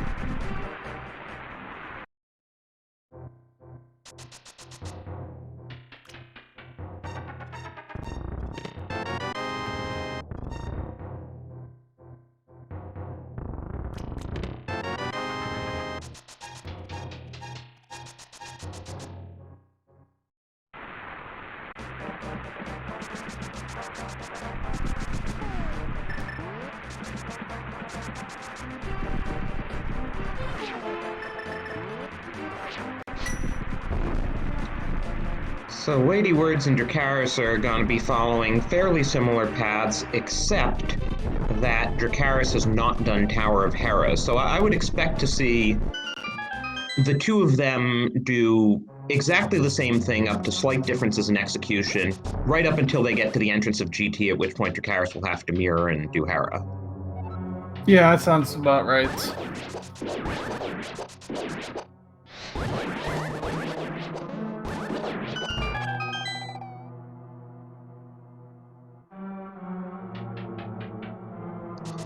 But of course, we have no idea where Shareen's at now.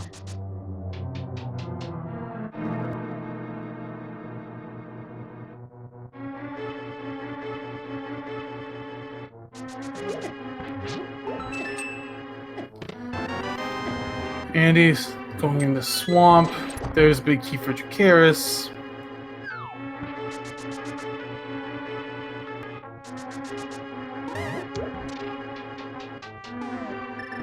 Yeah, this seed, it's kind of... This seed, last seed was really close between these two. They were both making really good drawing decisions. They both found different things.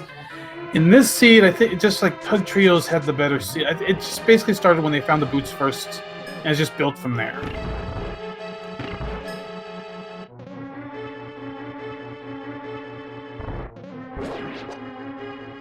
But getting those boots first, I think, is definitely what put Pug Trio... gave them the lead that they've got.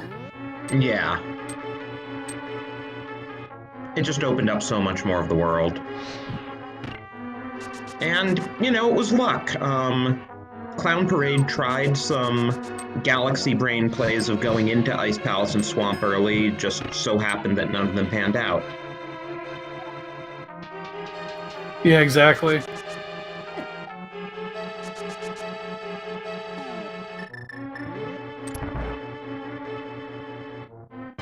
And he's setting up Diver down here.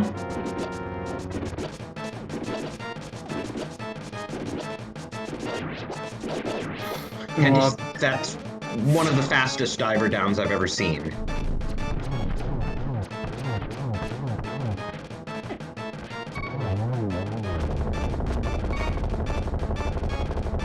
Now Dracarys used the cape and then the bow, quick bitty kill. That's his 7th dungeon done.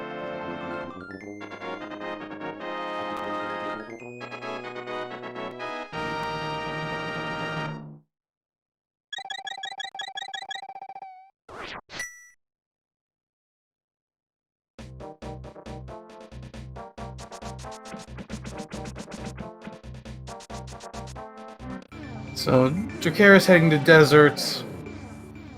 Weighty will be right behind him, as Andy is also on Argus. 2 fire route shots and a spin. 9th dungeon done. Quick reminder what's on the line in this seed. After Clown Parade won Game 1 and secured their playoff spot, these two teams are now playing for the top seed in the division. Winner gets the division regular season championship and a bye in the first round. The loser will have to play a first-round game against either Wu-Tang Clan or the Immortals. That will be decided in our next race, which at the end of a triple header, which will feature Wu-Tang Clan versus the Immortals. If Wu-Tang... Actually, it's Wu-Tang Clan versus Third Oh, Strongest. sorry. Yep, you're right. Wu-Tang Clan versus Third Strongest Mole. If Wu-Tang Clan wins, they're in the playoffs. If they lose, the Immortals are in the playoffs. Yeah, basically, Wu-Tang Clan has the tiebreaker against Immortals if they tie, but if Wu-Tang Clan doesn't win, then Immortals has more points outright and would advance.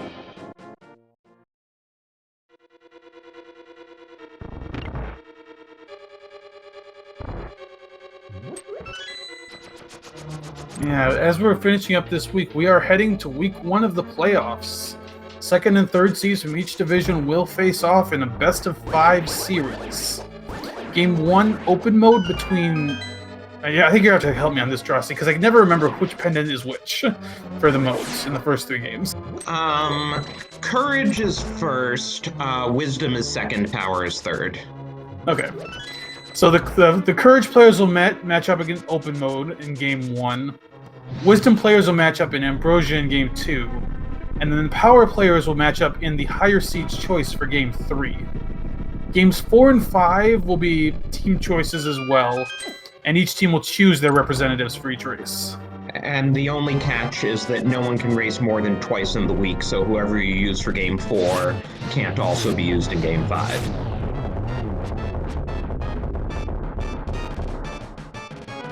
But yes, a second seed, Clown Parade, assuming this match ends as we expect it to, Clown Parade will have the advantage of being able to choose the mode in Game 3 and then Game 5 if necessary this coming week. Weighty's got his 9th dungeon done as Dracarys finishes his 8th. And he's about to finish his 10th. And then Andy will be on his first one up to GT. Nothing to look for in GT this time except for the big key. Not like race 1. Oh, and the other thing about the playoffs is the first 3 matches can be played in any order because they all have to be played, and we know who has to play each one of them. So you might see players' Power in one division racing before players' Courage. Yeah, basically any games that are known to be guaranteed to be played can be played in any order. So games 1, 2, 3 can be played in any order. If the first 2 games played tend to end up being a split, then you technically can play game 4 before you finish the first 3.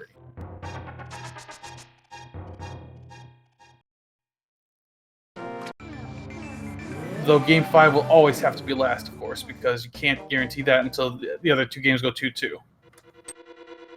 Right. And so, you know, the teams are all expected to schedule their races early enough in the week to have time to play Game 5 if it comes to it. And Andy, on his exit from ice, is taking advantage of a 100 rupee arrow refill plus 5 extra arrows. And people are putting numbers in chat. I suppose we should start that bot. Yeah, good old fear agent on top of that for us, thank you. Yeah, standard GT best guessing game, 1 to 22. Where do you think the GT big key will be? Yeah, so, disclaimer, I am not allowed to win any more points if you look at the leaderboard and see how many points I currently have, but I did put in 10. Have you won that much? Oh, fine, I'll spoil it with, yeah, okay, they just put the leaderboard in there. Oh, Thank you, okay. You disqualified yourself. Okay. Right. But anyway, what are you thinking? I usually go with 15. Which is vanilla if they don't go full right. Yeah. So get those last guesses in.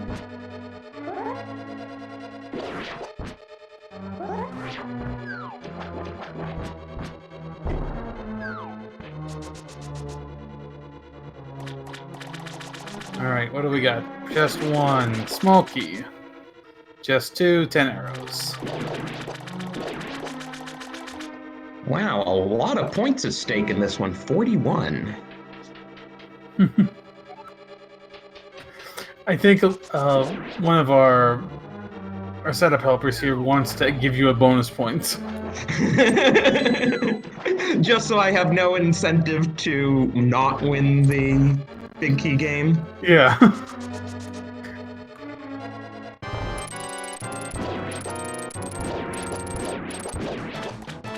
Now, over on the other side, we've got Dracarys and WeightyWords on the Argus fight about the same time. Up to 7 checks in, sorry, up to 7 checks in GT, no big key yet. Yeah, so overall, remember I said WeightyWords would be roughly paralleling Dracarys up to execution, so overall through those last couple of dungeons, WeightyWords has executed just a little bit better because he was slightly behind Dracarys, now he's slightly ahead.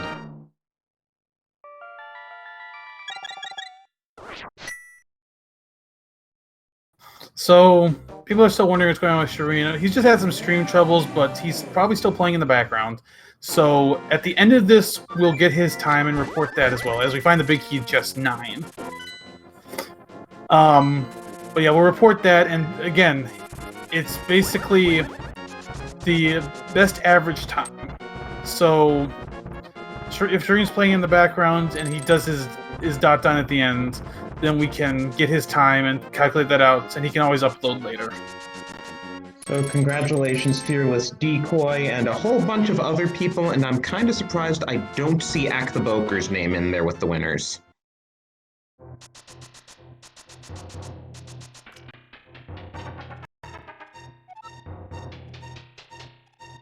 So here's the thing, though, Dross, with those points. If a couple people move ahead of you, you'll get knocked off the leaderboard, and then you won't even be able to see that. What are you going to do then? That's true. Then I have to start winning the game again.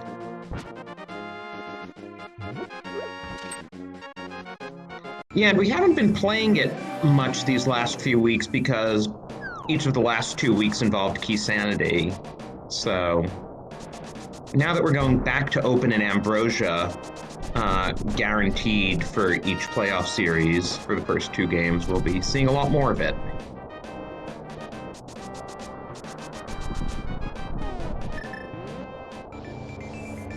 All right. Dracarys might have forgot for a minute he needs to do Hera. Yeah.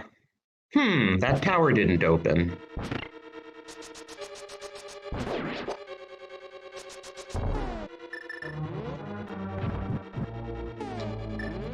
Now,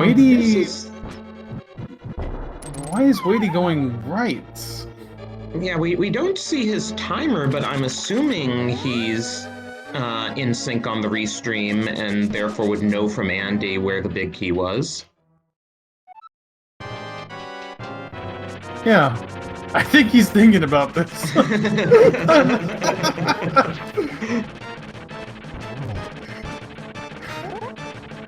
Okay, maybe he was a little ahead of Andy.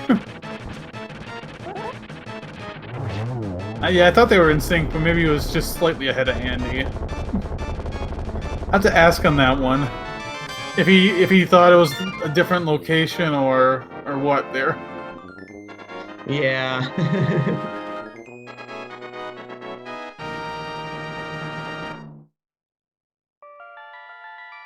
But hey, he does know to skip the map room.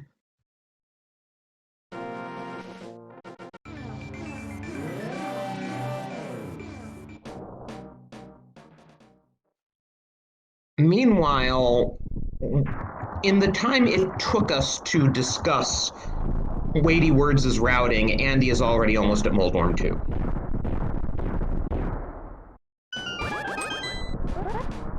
Yeah, there's the big key for Weighty.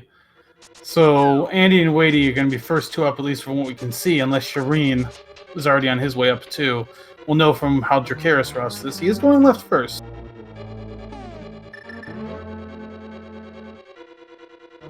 Ooh, if he's doing Dark Magician, that could be a problem for him.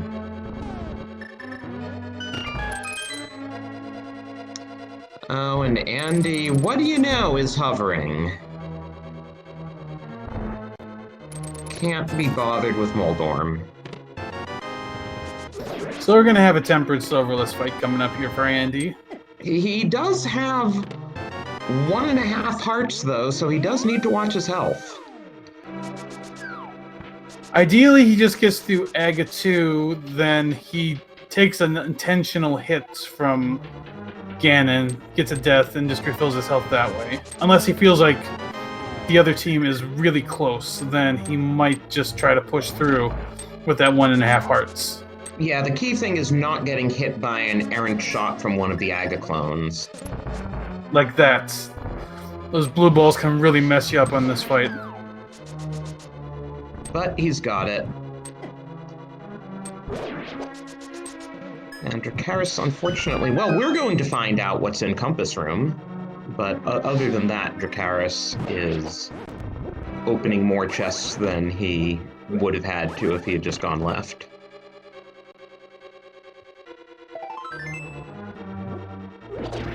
Andy was laying a bunch of bombs. I think he was trying to drain some of his health, but I can't do that. No, getting rid of all your bombs before Ganon helps with menuing. That too. He might have been hoping it would get him to his hook shot. And he's actually gonna do this fight. He's not taking Ganon Hug.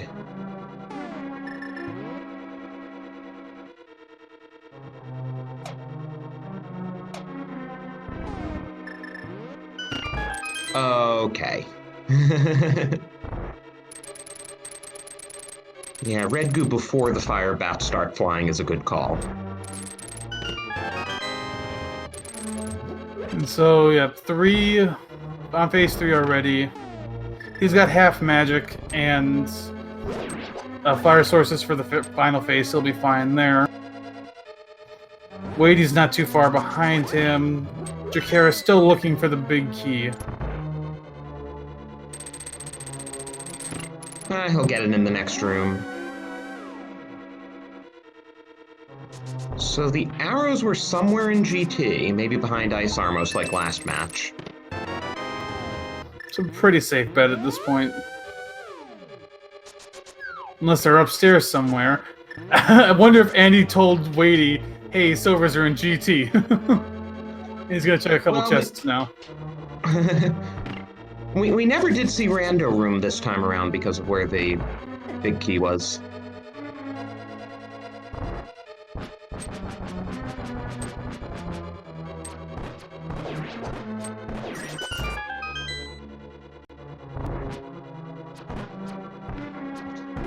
And that's bacon. Yep, Andy will finish first in this race, but remember, we still need his teammate to finish, so he's not too far behind.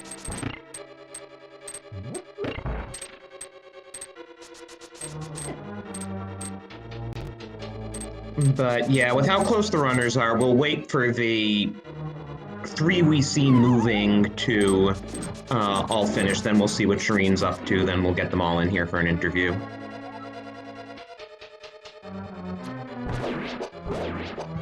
But for the record, Andy's time is 1:29:53, so just gets in under that hour-and-a-half mark.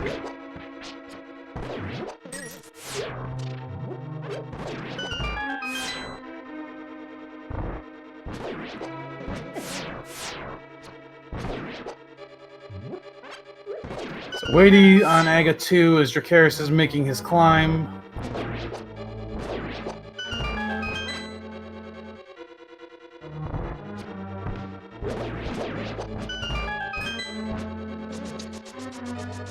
Dracarys coming out of the gauntlet now.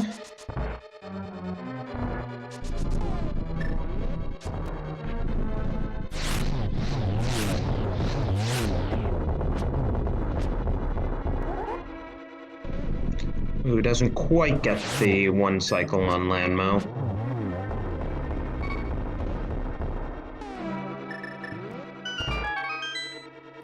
Down to 2 hearts. As Weighty's on his Ganon fights. Yeah, that One room cycle. that room after Landmo 2 is kind of interesting because it has a little bit of everything. It has a heart, it has a small magic, 5 arrows, and a bomb.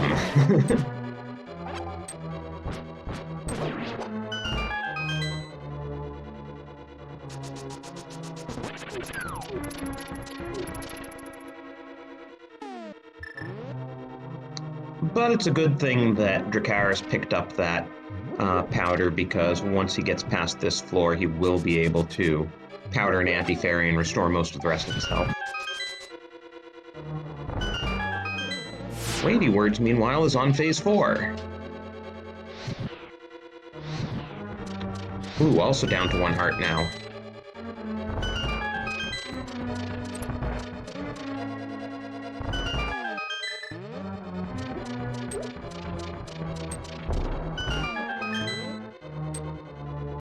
Gotta be a little bit careful. Oh, he took a potion, so he's fine. Yeah. It's hard when the audio isn't on them to know for sure if the spin attacks hit, is the only problem. Mm-hmm. But Dracarys is the only one of these runners who has usable audio for the restream.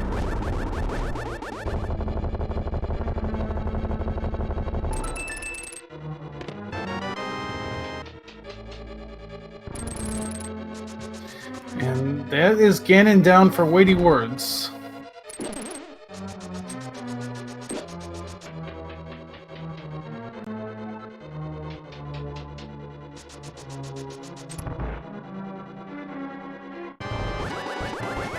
So WeightyWords crosses at 1:33:10, and we can confirm that is second place among the runners, so that does win it for Pug Trio.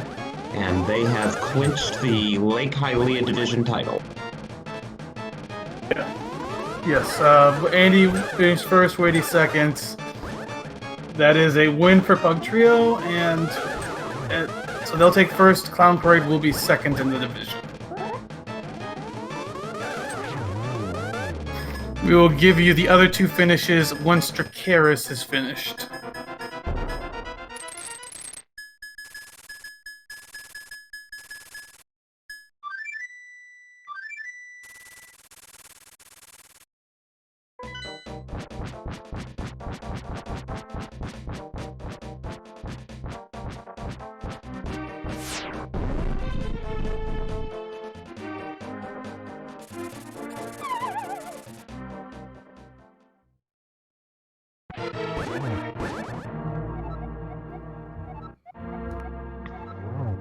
So I see Dracarys dropping into the fight. I was just going to say, I somehow didn't notice during the first two Ganon fights that he gave the spicy barbacoa burrito, which is my favorite Ganon line.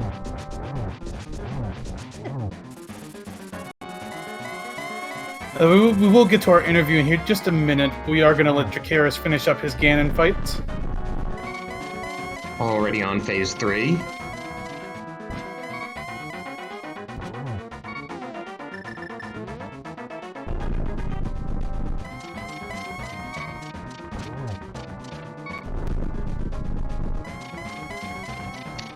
Interesting that despite having half magic and a full magic meter, he has the lamp out.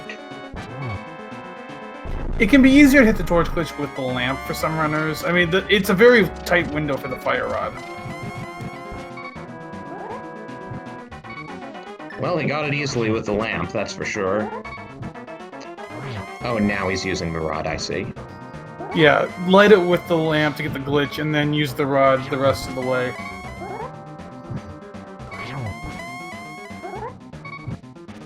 Yeah, we're just gonna finish up this fight here. Just a few more spins as we're closing up this fight, and we'll give you the other results. Ooh, missed a spin there.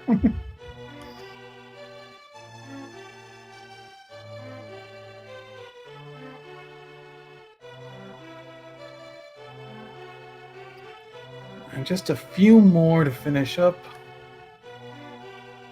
And there's Ganon.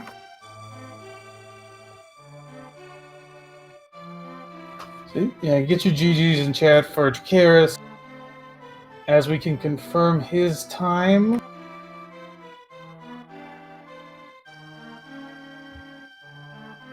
Of 1:36:36, exactly as shown on his screen. And we'll also now confirm Shareen unfortunately did forfeit in this race. Just had some internet trouble. But we do have all 4 runners now joining us in here to discuss these last 2 races. So welcome our 4 runners. Hey, Hello. GG's. Howdy. GG. Yeah, GG. Jeez.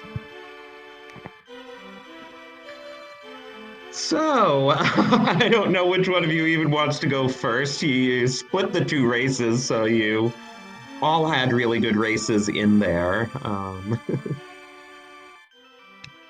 I guess, yeah, if there's anything you particularly found notable. Second race, Weighty and I found both rods at exactly the same time. He was in the library. He entered the library right as I entered Lumberjack. We're just like, well, it's gonna be one of those seeds, I guess. Well, then, the key thing then wound up being your relatively early pod play, Andy, and getting those boots. Yeah, Weighty was doing all the Dark World stuff while I was doing Turtle Rock without a rod. I was really hoping for that vanilla big key. That would have changed this seed up like crazy. Drac also went up there, had the cane, the medallion. He's like, yeah, why not? We're 20 minutes in. Let's do all of TR. Yep. But yeah, so then at that point, I just figured to do the opposite of Weighty. I got the bow from Dig Game and went straight to Eastern and Pod. And then once I got the rods, I was like, well, I'm just gonna go back to Turtle Rock and just eat my loss. But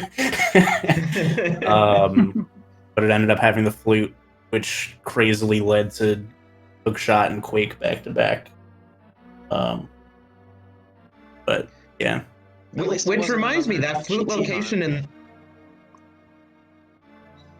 Sorry, didn't catch that? I said at least it wasn't another GT hunt for Yep. that Quake. Yeah. No, Clown Parade, though, you guys had amazing sync on finding the flute and the big key, and immediately... You basically did that at the same time in the first seed, and immediately swapped locations. The first seed was something that, like, I've never had in a co-op. Like, the amount of following each other and the amount of sync was, like, unreal. Like, normally in co-ops you kind of split up a little more, but, like, the first one, I, like, kept getting progression for the first 20 minutes, and then Drac kept finding stuff in his dungeons, so I just kept following him. Yeah, the second seed, we also made that TR play, and I made the swamp play because I had to pick up my Samaria anyway, so I'm like, okay, we have to drain the dam. Let's just go in the swamp. But the big place where we started losing time, which once again, I think honestly we lost anyway. You know, I don't want to blame it on internet, this or that, but when I found my bow, I wasn't able to communicate it quick enough to Dracarys.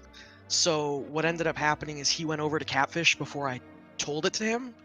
So I ended up doing Outcasts while he went to Ice, and then that just caused that pod clog because I ended up doing Outcasts in the Smiths, and then I ended up getting my book because once I'm over there, you know, I picked up the purple chest, so that was a big shift. But the fact that we did Hookless Swamp and Rodless TR 20 minutes in simultaneously, we were definitely clowning around. Yeah. Second game. I mean, I also And- went into Pen and Eastern at like 3 minutes, so there's that. Yeah, and Drac, that you actually full cleared ice. Though I think, Weighty, you full cleared ice as well, right? Yeah, I also did that, but yeah, I was on my way to desert with the book, and then Andy found Hook and Quig just in Myers Desert, just saved and quit while I was trying to open up desert with the book. It's funny timing there. I ended up doing Desert and Pyramid Fairy like super early, relatively, because yeah, I was thinking like the first seed, let's go do Desert. You know, book will be required, and Pyramid Fairy will have like, the flute or something. Yeah, we ended up putting off Skull because we got those boots pretty early. So yeah, I got the boots like right after he finished Thieves Town, I think, and so he just like finished off North Dark World since he already had purple chest. And then also this seed had every heart container known to man, just like in your Right? path. I had like 14 hearts when I forfeited, and when I forfeited, I still only had like 6 dungeons done, and I had 14 hearts. Yeah, it was just like, oh, there's heart containers here. You can get those. Like, I didn't go in a mini Moldworm cave because I was like, I think I'll be fine. I have 6, and I ended up finishing with 11 just because the rest just like happened while we were checking stuff. Yep. Yeah, actually, Shareen, that heart count reminded me, like, because in the first seed, when you took that death in Turtle Rock, I was thinking, oh, is this going to swing the entire race? I don't even know what happened. I heard the noise of my sword hitting the pokey twice, and I died.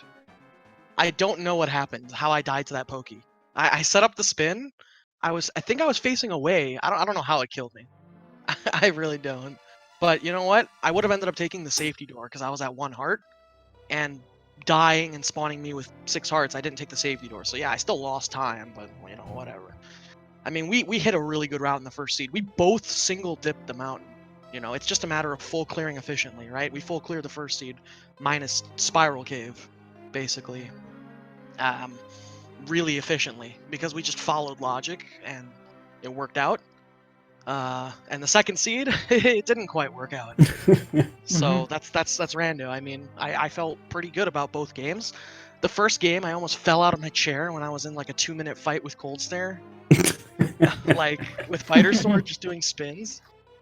Yeah, it was fun. I mean, yeah, playing back-to-back seeds after a practice that we did before the first race. I got really tired during the last race, but yeah, looking forward to the playoffs. Yeah, should be real fun. How did it feel for you guys in Clown Parade when you did get that game 1 win to just get into the playoffs? It relieved a lot of pressure for us. Like, if we win game 1, it didn't really matter for us if we win game 2 or not, because sure, we only got 2nd seed now, but at least we get our revenge against Yutan Clan if they win. Hopefully. Yep. The 3rd seed is still up in the air. We will find that out in 20 minutes when that last race for your division starts. Yeah, we really wanted to get game 1 and not go into game 2 with a Like needing to win. Needing to win. Yeah. You know, we did not want that. So after winning game 1, we were a lot more calm, and we also just felt like, you know, we'll just play whatever. You know, the TR play, the swamp play. It's like, if a hook shot's in swamp, we can just lock up the 1 seed right now. You know, like.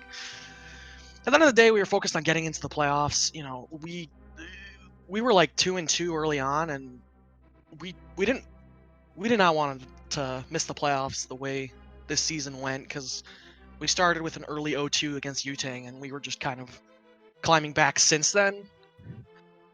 Like, we won week 4 through 7, like, every game, in order to just clinch the playoffs, you know? Mhm. So, I feel like a lot of that is my fault, though, because I just lost in week 2 and 3, and I felt really bad about my performance back then. Don't worry, I'm the only person that lost on my team. All 3 losses are because of me. So I mean, I kind of felt the same early too when I took like 2 losses in under 30 seconds in my first 2 races, and that really was demoralizing for me. I mean, I ended up recovering, but I can definitely understand how you guys feel about that. yeah, it's crazy. I mean, with the 7-week season, you know, you can't really dwell on your losses too much. Like, every game is important. It's kind of crazy with the 7 weeks, how fast the league flew by. Yeah. But the team format, was great. Like, no one wants to lose for their team, but the teammates, as much garbage as everyone gives each other, it's a supportive team. I feel like most people feel they enjoy the team aspect. So, yeah, it's been fun. Yeah. I think one more question I did want to ask, going back to game 2. Your routing in GT for Weighty. Did you misunderstand where the big key was, or what happened there? So I heard Andy say something about a key being in Fire Snake, and I'm like, okay, all right. So I didn't hear. I was kind of like reading SRL chat and just like talking, and I wasn't paying attention at all. So I told Andy I was gonna go right side because he was still clearing out. I thought he was still clearing out the basement of GT at the time. So I'm just asking him, all right, so have you done Ice Armos yet? And he's like, what? So that's when I found out that the big key was not over there. So I also wasn't prepared for Weighty to like be at GT when he was. He's like, all right, I'm entering GT. What do I do? And I'm like, wait. And so I'm trying to like super quickly do small key math in my head. I'm like, does he need the hope key from right side? And so he's like, am I going to go right side? I'm like, yeah, just go get the hope key and then mirror. And I guess he just didn't hear that either. And so he just went full right. And then, yeah, it was funny. Multitasking is hard. Yeah, I also I did all the note typing pretty much for us because I'm way better at typing with one hand than Weighty is. And so he would just be like, this is here. And so I would just write it wherever it had to be. Very helpful. But looking at the collection rate, Weighty, just think what your collection rate could have been if you hadn't gone right side. Yeah. Well, he didn't open up any chests on the right side after the Hope Room, so... Oh, right. You didn't actually make it into... Yeah, but I did start checking chests at the top of GT once Andy saw that silvers were in GT, so... Yeah, we noticed that.